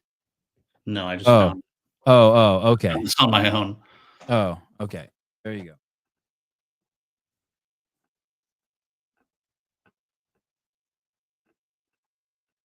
I'm gonna tell you what happened, and listen carefully, because I don't think that this has necessarily been, maybe it's been said before, but listen carefully. I'm gonna tell you what happened. So Greg invented this thing called CrossFit. He put it together, and he wasn't like, "Hey, I have this $1 billion idea for a sports franchise or a fitness franchise," or it was just a dude who was a really good trainer who rode his bike to work every single day and started getting really famous really good athletes and cops and soldiers into really good shape. And then the internet came along and his reputation spread like wildfire. And that's all that happened. There was no, he had no intention of it being just this global phenomenon. Just a dude who fucking lived in a 1-bedroom house with his wife and his kid in Santa Cruz, California, and opened the gym every morning at 5 a.m. And he was really smart and cantankerous and really opinionated and really well thought out and a great orator with a brilliant mind.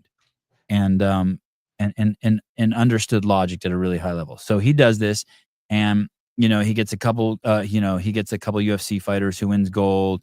He gets a couple white guys who are the first white guys to go to Brazil and win the world championships. He gets, all these people who want to be SEALs and that become SEALs. And so his reputation spreads and the internet comes.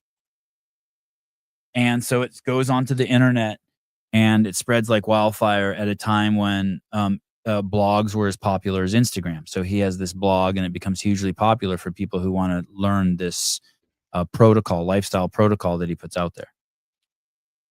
And because of the product he was selling, there became the money, there wasn't a lot of overhead, right? So you're selling seminars at $1,000 a piece and there's 60 people in them a weekend and there's 25 a weekend.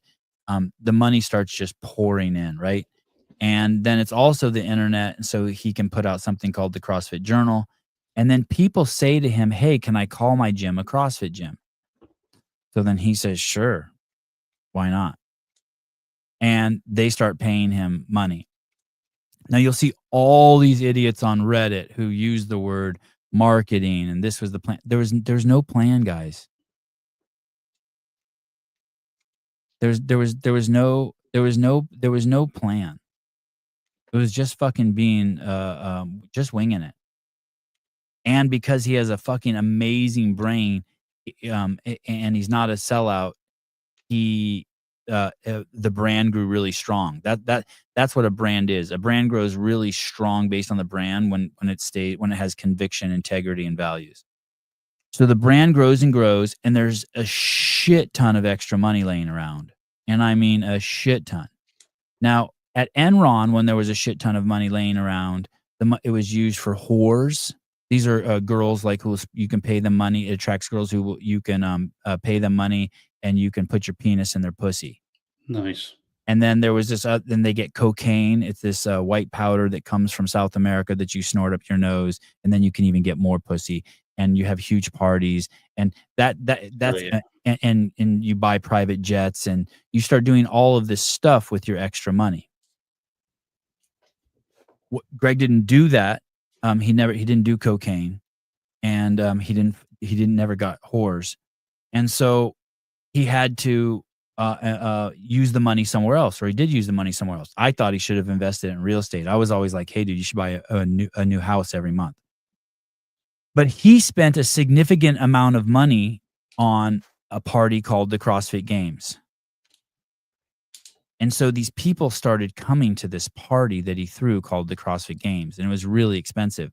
And there wasn't coke and whores there and Diddy parties.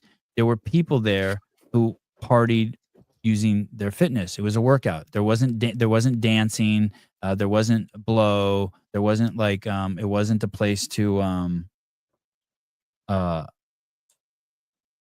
network. It was a place where you come and we crown the fittest human being alive. Well, people started taking it really, really seriously, right? And they started making, but it was being funded by all of this discretionary money. And so just like other people would get addicted, like you go to a party and you do coke for the first time, like that guy Rory did, and you could get addicted and start doing coke all the time. Or you start getting whores, or you get addicted to porn, you might start doing it all the time. Your friend when you're 11 shows you porn and you've been beaten off till your dick falls off when you're 30. Hell and yeah. But what he did, what Greg's guilty of, is getting people believing that there was something there that wasn't sustainable because of his extra money. He was throwing this party. And like every party, anyone who's ever been to a rave or whatever, it starts attracting different kind of people. There's people there who are entrepreneurs who are selling ecstasy. There's people there who are selling those glow sticks. There's people, selling lollipops. And so it started gathering this cohort of people who then were trying to leverage which is fine. This is not a negative in any way. Who are trying to leverage and use their entrepreneurial skills around this fucking fitness party he was throwing. But it was all on the backs of people taking their level 1s and paying affiliate fees. You have to understand that. That's all it was. It's not sustainable on its own. It's not its own entity. It's not a it's like quitting your job. Being a CrossFit Games athlete is saying I'm going to be a professional coke snorter. Like you can't do that. You can't quit. You have to get 3 jobs if you want to be a professional cocaine snorter. You have to be stealing, you have to be working, and you have to be homeless. I mean, you guys see what I'm saying? It's not a it's not its own thing. Yeah, pacifiers, necklaces, not candy in 97. My bad. Oh, candy pacifiers. Yeah, take that, Chris.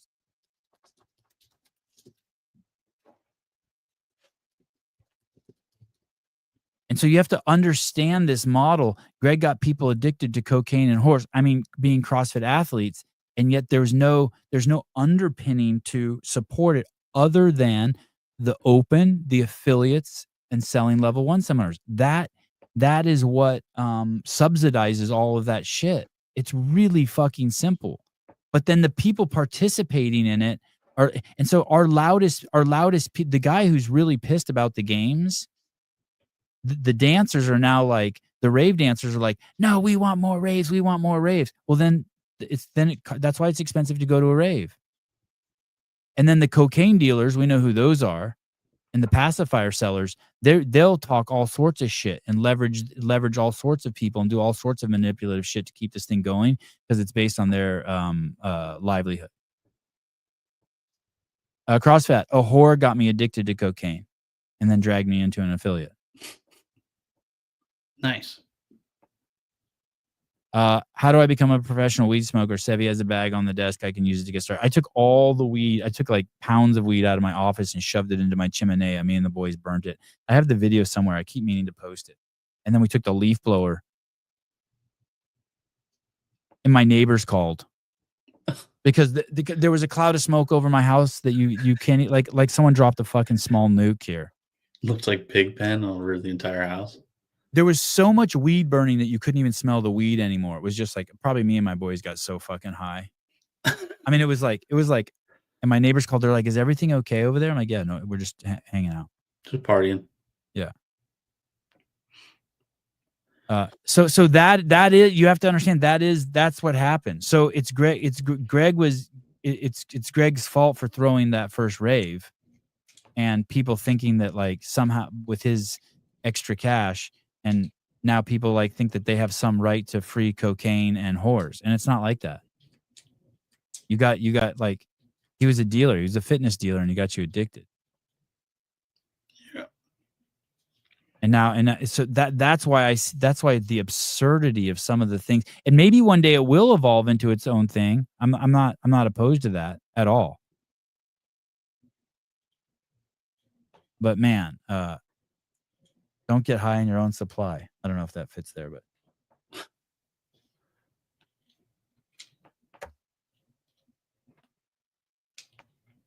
oh yeah. Love that. John and I are scheduling a ranking show. Oh boy. I haven't done one of those since Nam. Since Mr. Friend was around, I don't think. Oh, God, yeah. those shows were huge. Do you remember those ones I would do with Brian, the ranking shows? Yeah, those are pretty good. I was thinking the other day, I was in the bathroom taking a shit, and I was thinking, oh, that would be so funny to do a show with Brian, and like we just do a show, but we don't talk about any of the differences we've had or anything, and just do a show. But you know what? You know right where I went with it? I don't think he could act. He wouldn't be able to. He doesn't even know how to be Brian anymore. He doesn't even know how to act cool. Do you know what I mean? He would.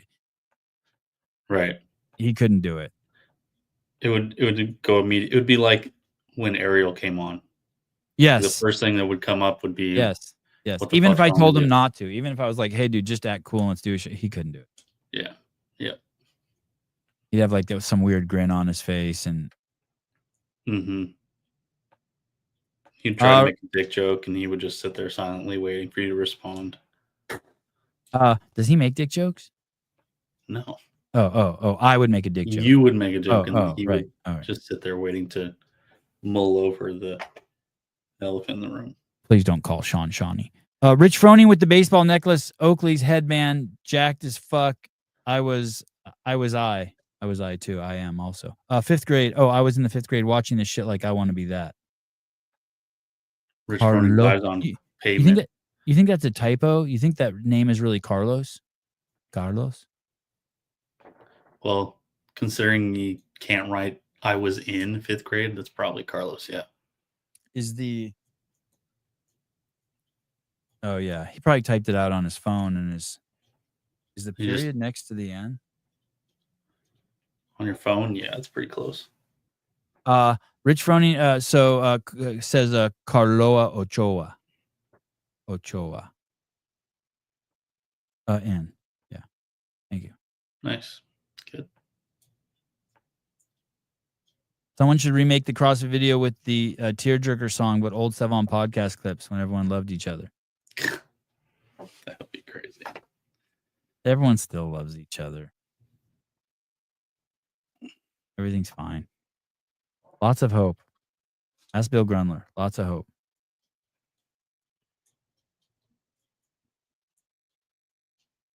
I'm looking at my calendar to see who's on tomorrow.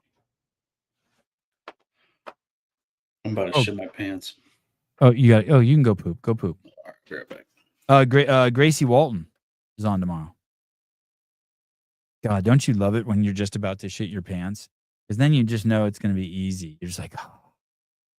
Gracie Walton's on tomorrow. I wonder if she'll bring Kane with her.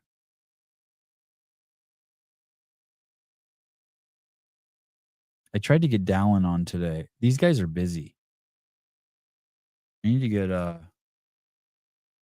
be nice to get I'm running out of days. It'd be nice to get Haley, Adams, Jason Hopper, Dallin Pepper.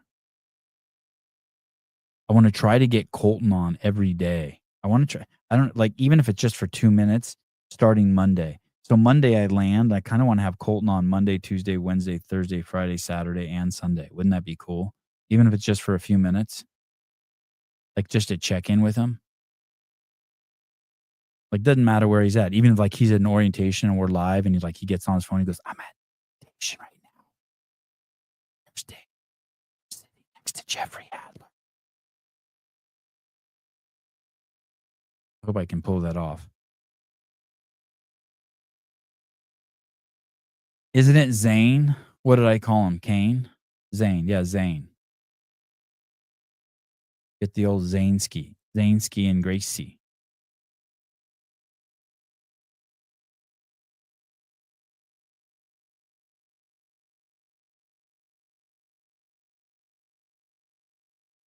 CrossFit. What's Brooke Entz doing now? Think I should DM her? Whatever she's doing, she looks hot doing it.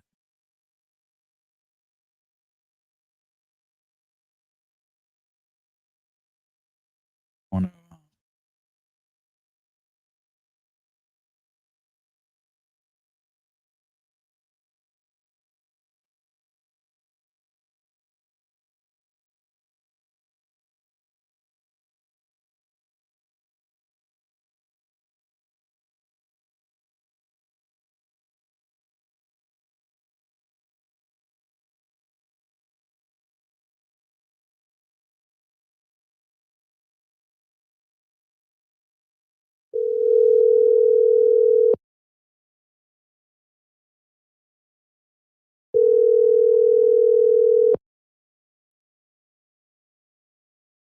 Colton's too big for this show. Hey, this is Taylor. Oh, Christoph? How was Christoph's podcast with the girls? Maybe Christoph would come on.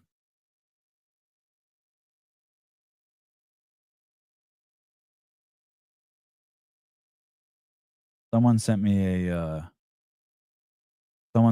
clip yesterday where she had a bad experience on this podcast. He said he didn't want to. He didn't say my name, but he said she went on a podcast and had a bad experience. How the fuck was that a bad experience? Well, I know how it was a fucked up experience for me. How was that a bad experience for her? Listen, I'll talk about anything. You can bring anything up you want. If you don't bring something up, then I'm just going to keep fucking firing questions at you. Oh, he couldn't say who Laura's coach is?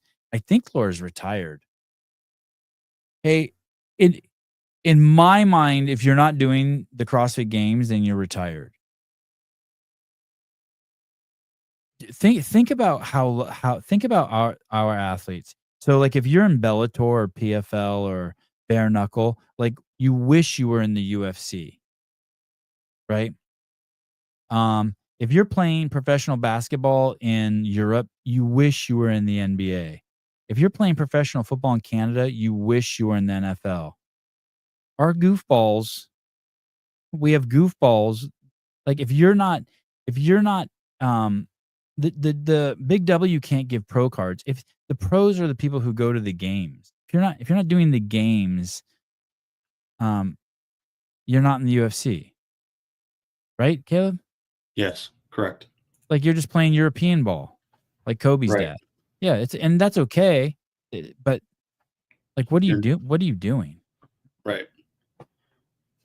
I You're didn't go playing to the JUCO. Olympic. Yeah, the South American Championships for any sport are not the Olympics. That's what you do when you're waiting for the Olympics to come around. You're doing like whatever they call them, Pan Ams or whatever the fuck that stuff is. Right. The Pan Americas. You're playing for the XFL. Yeah. The when you're doing the track and field world championships, you're still waiting for the Olympics. The CrossFit Games are the Olympics. They have the Diamond League so that you can do something between every 4-year quad. For what sport? Track and field. Oh. You saw how they tried to start another track and field league, right? And that shit all got fucked up. Yep. Made it 2 events and collapsed. Right. And they're like, oh, well, everybody just wants to watch the runners. So they cut out all the throwing and field events and then just kept the sprints. It was like everything less than a mile or something. And then they realized that that's not really. Oh, you think that was the problem? You think that was the problem? I think that's part of it, yeah. They cut out like 2/3 of what goes on at a track meet. I want to tell you guys something. I don't know why it made me think of this. If you're like, so here's the thing. All these people who are complaining about NorCal, let me tell you something.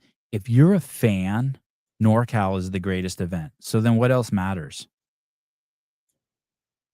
Like if you could only pick one event outside of the games to go to, you should go to NorCal Classic.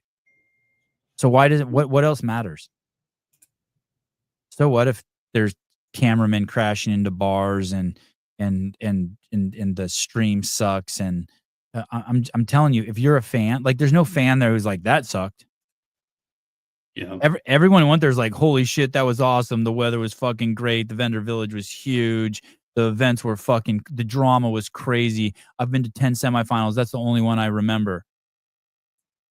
There was plenty of water and hay, and there was plenty of shade. It was hot, but it was in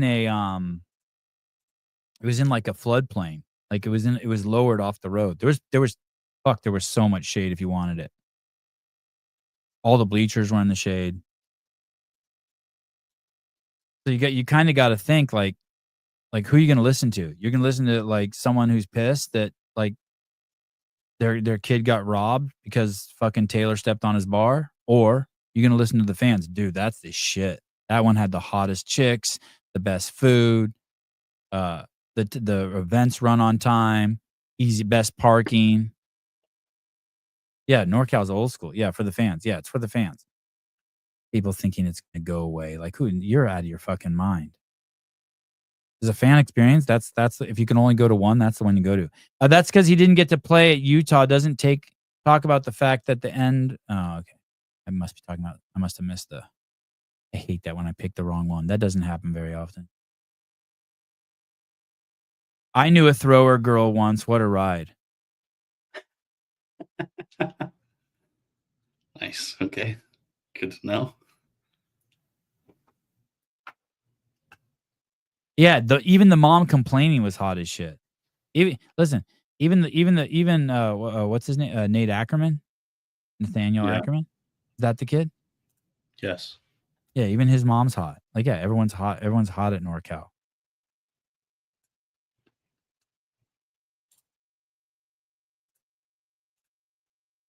Yeah, it's cool. And what's cool about events like that, there's 900 athletes. And so there's like 800 athletes there who aren't like games caliber. So that means the guys aren't midgets and the girls have boobs. You know what I mean? Like at that event, there's 500 dudes who are 6 feet tall and yoked. They look like normal men. They're not like me. And there's 500 chicks there who still are like a B or a C cup. It's crazy. So that's another reason to go. You can see like people, you know what I mean?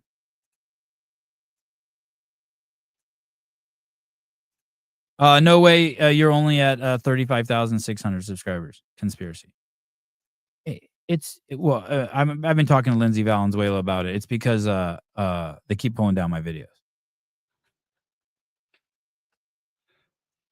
It's because we just keep blocking people and unsubscribing them from the channel.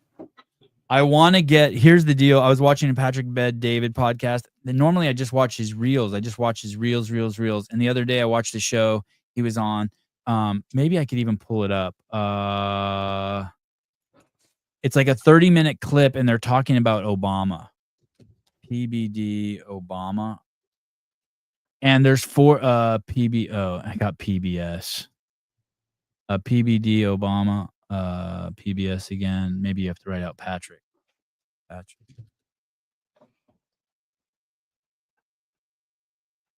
It was a video. I guess Obama went on a podcast, and PBD and these 3 other guys who are on his show pull up it's a 30-minute clip, and they pull up the podcast and they start analyzing it.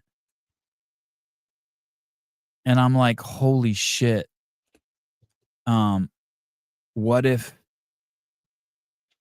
is this it? I don't know. It's 26 minutes. When was it up? When was it posted? 6 months ago. No, this one's really recently. Really recently. Did he post it or was it somebody else? He posted it. And maybe you could just go, it's so recent that maybe you could just go to Patrick Bet David. But I was thinking, holy shit, if I could get me, you, and Souza and someone else in a room 4 days a week, we would fucking murder. I was just thinking to myself, oh, so that's why this show is so popular. They got the dudes in the room and the dudes are fighting. The tension's crazy. Patrick can't even keep fucking control of it. I was thinking, I was like, fuck, maybe I should move to Charlotte just so I could be in the same room as Taylor and Bryson. And we do politics shows 4 days a week. Crazy. Oh, that would be so crazy. It was such a good show. It was such a good show. They were analyzing the fact that Obama. I would love to. I would love to show the clip. Let me see. Patrick. That. Oh, Valuetainment. Is it Valuetainment? Is that the Yeah. The one I just pulled up was from Valuetainment. That was this one that was 6 months ago. Oh, he had Charleston White on. I tried to get Charleston White on, and his agent said I'd have to pay him. Gavin Newsom, Radical Politics, Jeffrey Epstein. 4 days ago. Where's Obama? Wow, they put out a ton of shit. Here's one on. This one was from a couple days ago. Maybe this is it. It was on Facebook. He's a gay friend. So Obama. Oh, this is it. This is it. This is it. Watch this. Let's watch a little bit of this. Watch this. I'm going to go to the next topic here, which is Adam's top topic, talking about Obama saying every man needs a gay friend. So Obama goes on his wife's podcast, okay? And they're sitting there having this conversation, and it opens. They covered a lot of different things. Right off the bat, they talked about the divorce. Hey, aren't we supposed to be getting a divorce and all this stuff? Just tell me if this seems like they woke up together in the same bed this morning, the last week, the last month, the last 90 days, or if they live in two different places. Just watch this real quick. Go ahead, Rob. This is such a good clip. Wait, you guys like each other? Oh yeah, really? Huh? That's The rumor. Hey, can you pause that a second? Can you imagine walking? That means they didn't show up there together. Like, when do you show up and hug your wife like that and kiss your wife? That means that they haven't. That looked like they hadn't seen each other in a month, right? Yeah, it did look a little weird. Like if I showed up to a podcast with my wife, I'm not hugging her and kissing her when I walk in the room. Right. That means they clearly didn't drive there together. Right. Anyway, forward like 10 or 15 seconds. A little more. Okay. Now we'll go back a little bit. Sorry. Okay, let's push play. Bull. Every man and woman who has ever been married, you think about quitting. There's a Is that moment what she you said? think Yeah, things that's what will she's happen. saying. Yeah, that's such BS. We all have that. She even Why? said it. She said Because she we're hated him. human. She said she hated him for 10 years. Are you admitting on camera that you thought about quitting Rob, Kim? Rob, can you rewind, Biz Doc Rob? Babe? Look at how his Vinny, legs are shut up. crossed. So pause Go back it. Do to you have- Rob's legs so crossed. these Do humans, Pause do it a humans in second. relationships Yeah. have big fights? Where's his? So this dude, they're trying to analyze the video, and their co-host is like, "So are you saying you cheated on your wife?" And like conflating the whole, like, are you saying that you never thought about, or that you think about quitting your life? Like they call him out on the spot, right? Mm-hmm. Like when I was talking to Lockhart about masturbating, and he stops the show, and he's like, why do you masturbate if you have a wife?" Like basically, like, hey, why isn't your wife jacking you off? Mm.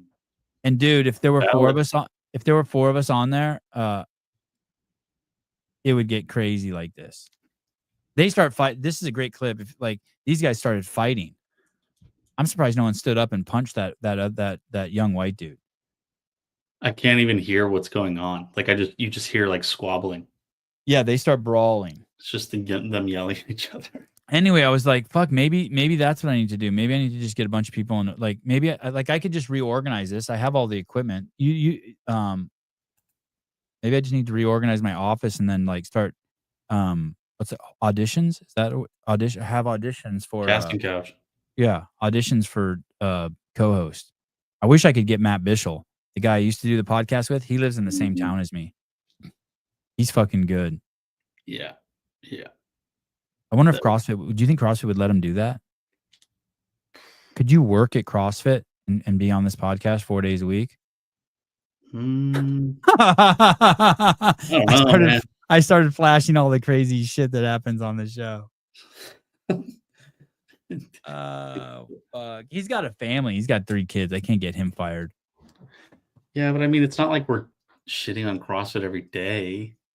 When we did the CrossFit podcast together, I don't remember what he did or something, but in one show, like he took his shirt off or something. This is pre-Hiller. And I think he got in trouble with his wife and like I think his in-laws, and I think people are like, why would you do that? And he got like a talking to. What does it matter?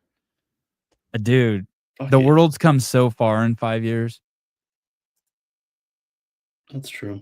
Adam Sosnick is insufferable on PBD, but that's why he's there. Oh, is that the guy? Yeah, dude, he's like a bad girlfriend. He's like when your wife starts talking like that to you, you're like, okay, 4 days until Aunt Flo comes. I'm gonna work in the yard a lot this week. Got a lot of projects to take care of. Yeah. You're telling your wife a story about one of your friends who tailgates, and she's like, remember that one time that you, and you're like, oh, fuck. Here we go. Here we go.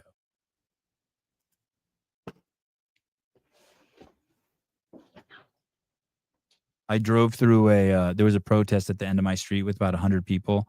Like I live on this country road and you go down into this small town, and on the 4 corners, there were 25 people on each corner. And they were protesting. It was Free Palestine and Save the Department of Education. Wow. And dude, I didn't think you cared about that anymore. Every corner had 6 dudes who looked like me. Just gray hair, just fucking like homeless looking dudes. I was like, oh, fuck. Why weren't you with your people? They look like me if they all they need to do is like take 20 milligrams of creatine a day and they'd look like me.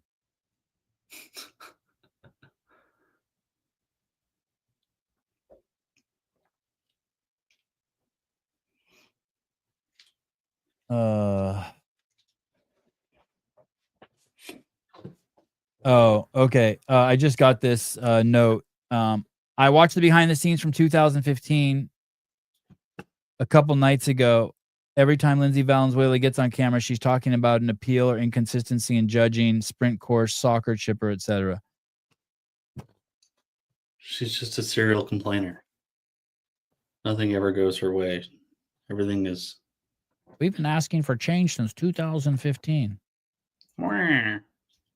The athletes have been whining bitches since 2015.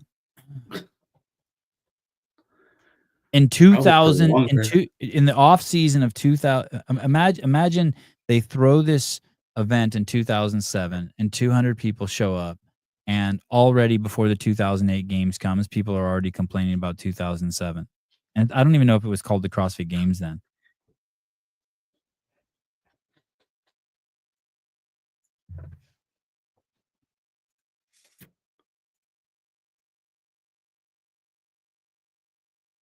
Oh, what is this? This might be good. Oh, you might like this. Drone technology is so cool. 80-second air assault baby Yaga drone dropping spike strips to counter bikes and ATVs. Have you seen this? No, not yet. But you're excited, right? Mm-hmm. Oh, nice.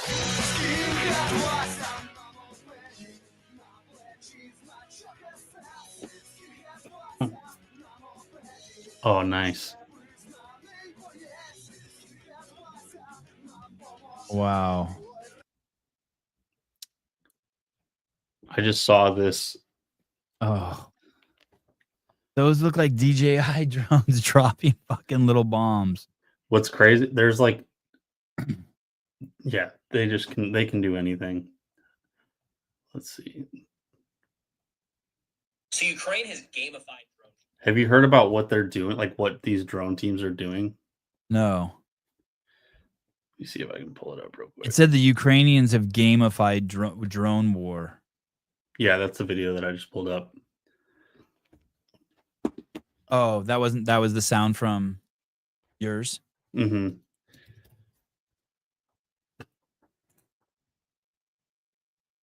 There are some crazy little drones out now.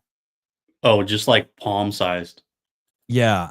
They're so small. Yeah, I was looking at one yesterday. It was like $300. It's supposedly like the best drone pound for pound. Goes like 60 miles an hour. Yep. And it can just turn just change directions. Ukraine has gamified drone strikes, which is pretty morbid, but also seems to be pretty effective and smart in how they're doing this. So as it sits right now, killing a Russian soldier with a drone is 6 points, up from 2 earlier. More on that in a second. Damaging a Russian tank is 20 points. Destroying a Russian tank is 40. And destroying a multiple launch rocket system is 50 points. Now, in terms of how this is going so far, and it's been a program in place for quite a while, any Ukrainian drone unit can participate. The Minister of Digital Transformation said a month ago, hey, instead of 2 points for Russian infantry, let's make it 6. It doubled the number of Russian soldiers that were killed in drone strikes that month. Holy shit. Incentivizing the soldiers. It's driving competition between Ukrainian units wanting to stay atop a publicly available leaderboard. And the way this works is as part of the Army of Drones program that Ukraine set up. There's a kill leaderboard? Yeah, dude. Oh my God.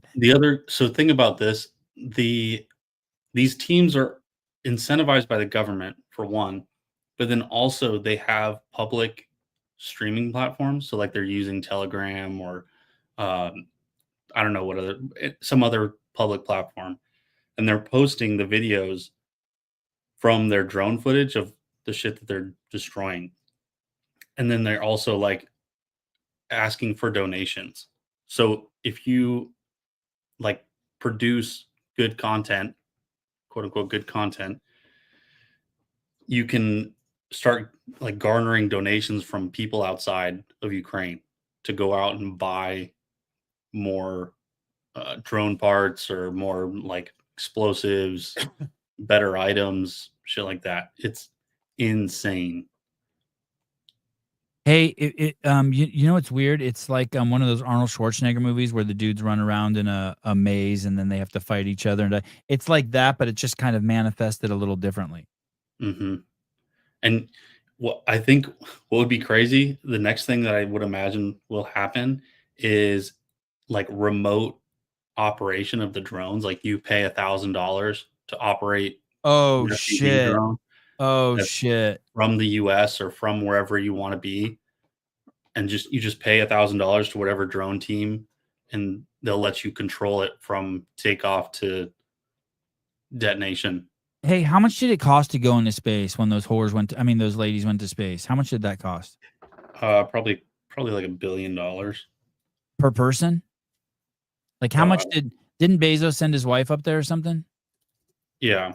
Or like Jane Fonda went up there or something. In the public, rich people would just be subsidizing wars. Mm-hmm. At that point, that's like the first class. Wow. Hey, There's dude. like $500,000 for one person to go up there. Yeah, that's so. Dude, you could Hey, are charge you more. still live? Yeah. Okay, how much longer are you going to be on for? I don't know. I was just checking in on if you had that phone call you were talking about. I had a different, but I might want to come on and talk about. Is it about you or about someone else? It's about me. Oh. See. Oh. God, you have a lot of exciting stuff going on in your life. Maybe a separate show though. Hold on 1 second.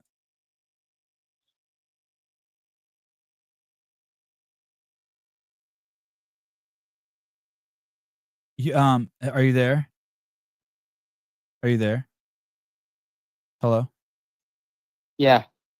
Isn't this phenomenon interesting that people will like reach out? Let's say like there's this I don't know.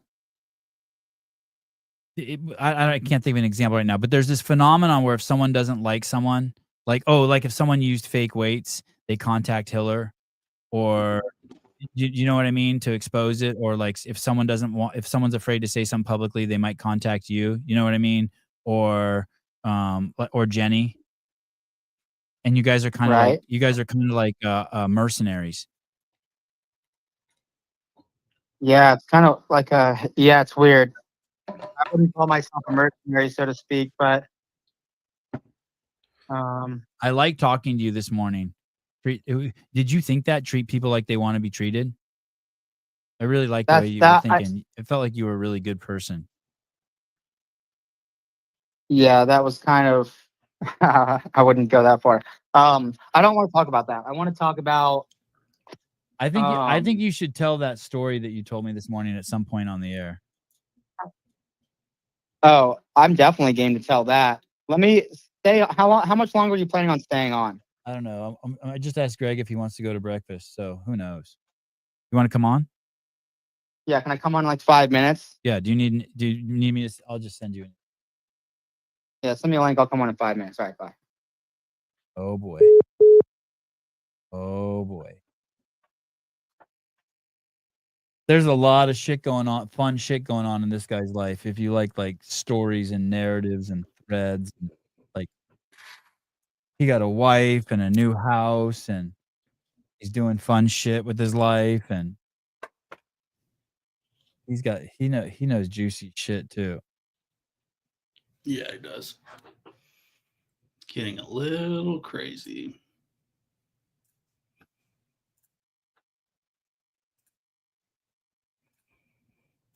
It's hard to tell which stories are better to break like after the games too. Like just because of the his side piece. What could happen after? Jason, his side piece. Yeah. It's just I got this crazy video of Bryson and Taylor. I was told not to show it, but I don't care. I'm gonna show it. I don't care. I do what I want to do. It's my show. I'm gonna show shit from the private chat. I don't care. Fuck it. Here is this is public access. This is just right outside of CrossFit Charlotte. This is from the office at CrossFit Charlotte looking into the lobby. Fucking crazy.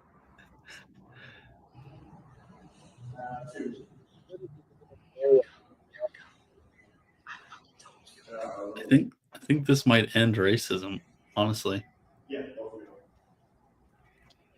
What size shoe do you think that guy is? Like a 14. Blow it up his ass.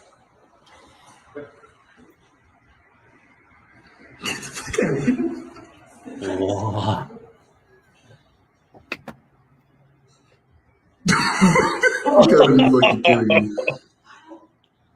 There's a girl there. She's gonna throw up.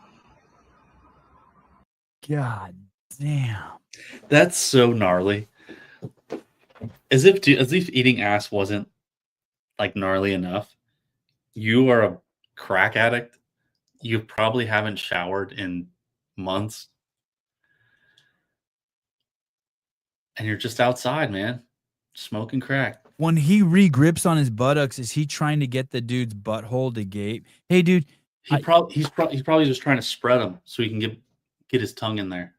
I don't know a lot about buttholes really at all, but if I'm gonna open up someone's butthole to blow smoke in it, I'm standing back before I open it. Like, what if the door opens? You just don't want to dig in there and try. Like, to what if find it? what if the door pops open and something? You got dingleberries? Dude, is this real? I don't know. Maybe it's AI. No way, that's so real, dude.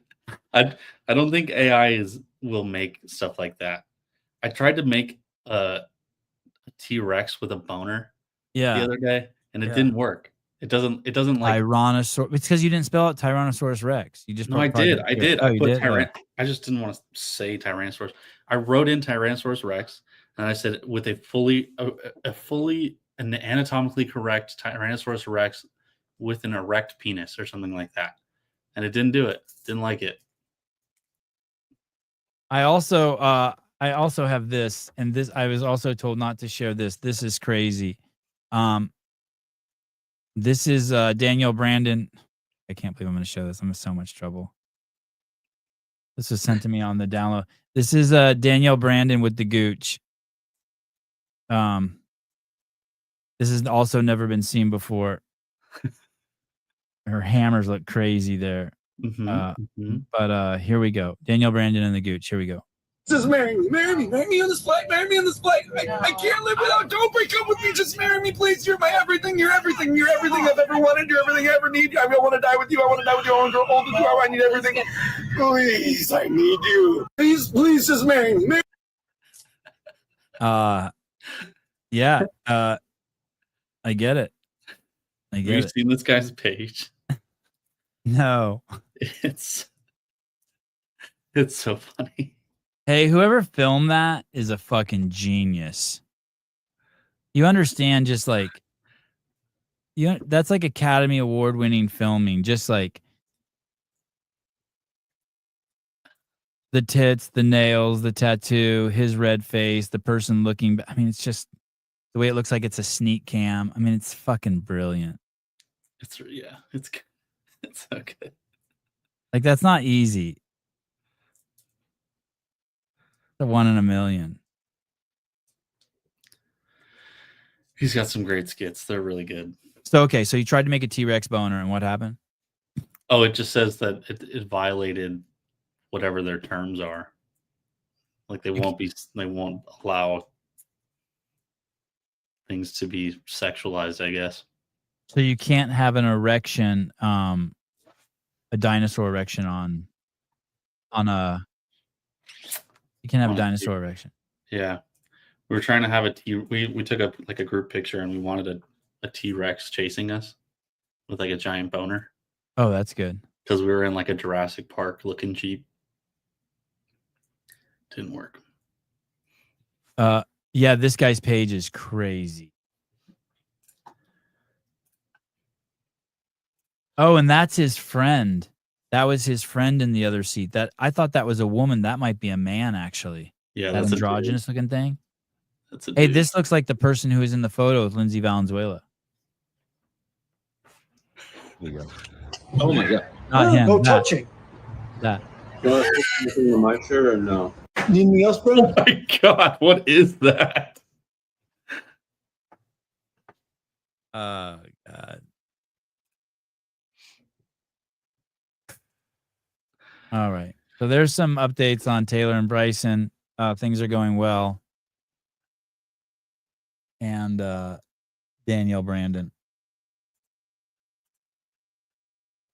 Wow. My wife just sent me a picture of a loaf of bread she made. Sourdough? Yeah. I wonder what that.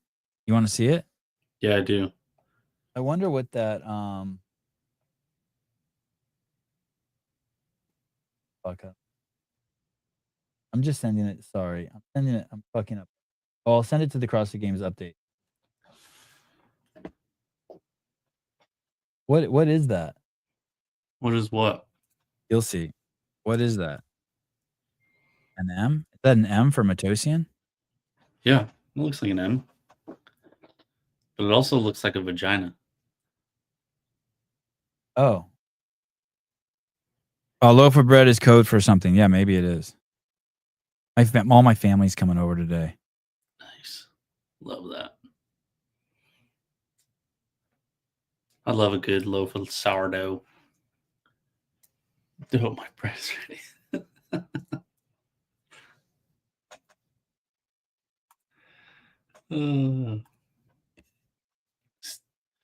Is Taylor coming on or what? I don't know. Oh, Sousa said that's his bread. M for Matt. Oh, my wife's writing back. Oh, yeah, she made that M for Matosian. Ah, yes, of course. Okay.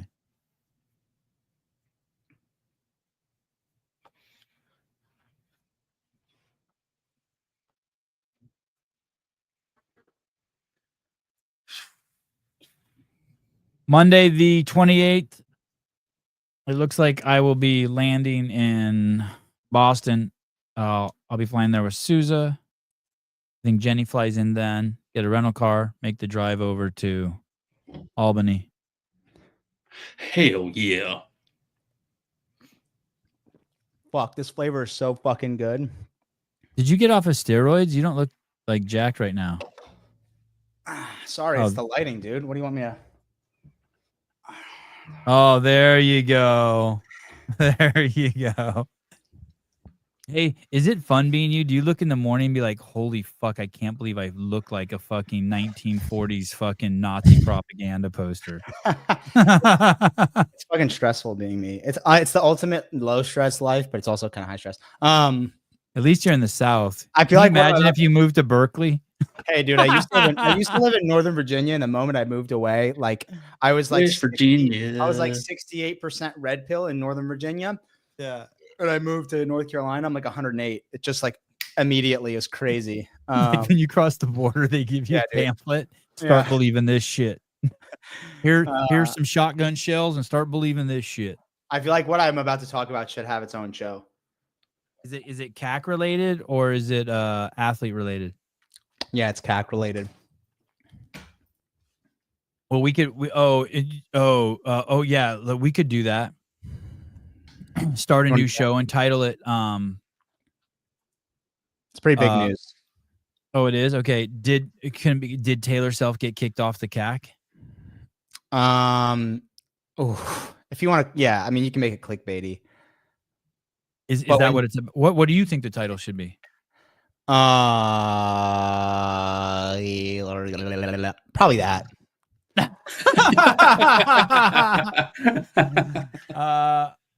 Okay. Just schedule it and then let's just hop over. Everybody follow us over. You're gonna want to hear this crazy, massive news. Are you doing it, Caleb? Yeah. When do you want it? Like in 10 minutes? Like 5 minutes? We're just gonna go there now. You can make it in 5 minutes. I started taking as soon as they banned me. Apparently, I was actually taking this before they technically banned me, but apparently this this heart and soil stuff makes you test positive for androgens, dude, or some shit because it's bull testicle. Isn't that crazy? Hi, I'm live. Hi. Are we doing anything? I was wondering if I should make kids. Oh yeah, you can make food. Okay. Yeah, feed them. They can eat twice. Okay. Okay, bye. Oh, Hey, we're switching Haley. Taylor says hi. We're switching channels if you want to listen to the show. We're starting a new show. Second podcast of the day. Oh wow, you're busy. Yeah. Okay. Okay. Thank you for the heads up. Bye. Would you say in regards to like the Torres TikTok video, is this at that level of excitement? Oh no, I don't think any. There's one other thing that might top that, and it's not that, but it is exciting. I don't know if it's exciting. Do you have any news on that? On the other story that's No. could be breaking? No. None? None. You didn't talk to anyone? No. Oh, okay. Not yet. It's not 18 going to break. That story's not. I mean that. All right. You say so. Whatever you say. 18.5 out of 10 for the first show. Jesus. Bless you. Sorry. Okay. We will see you guys. Did you already make it, Caleb? Yep. So I bon voyage. Okay. I was gonna put a link to it. Hold on, I'll put a link to it. Oh yeah, I already see it. Oh, shit, I already see it. Says it starts in 5 minutes, but it's starting now. Here it is. See you guys over there. Oh, it's not letting me post. Oh yeah, there it is. Okay. Talk to you guys later.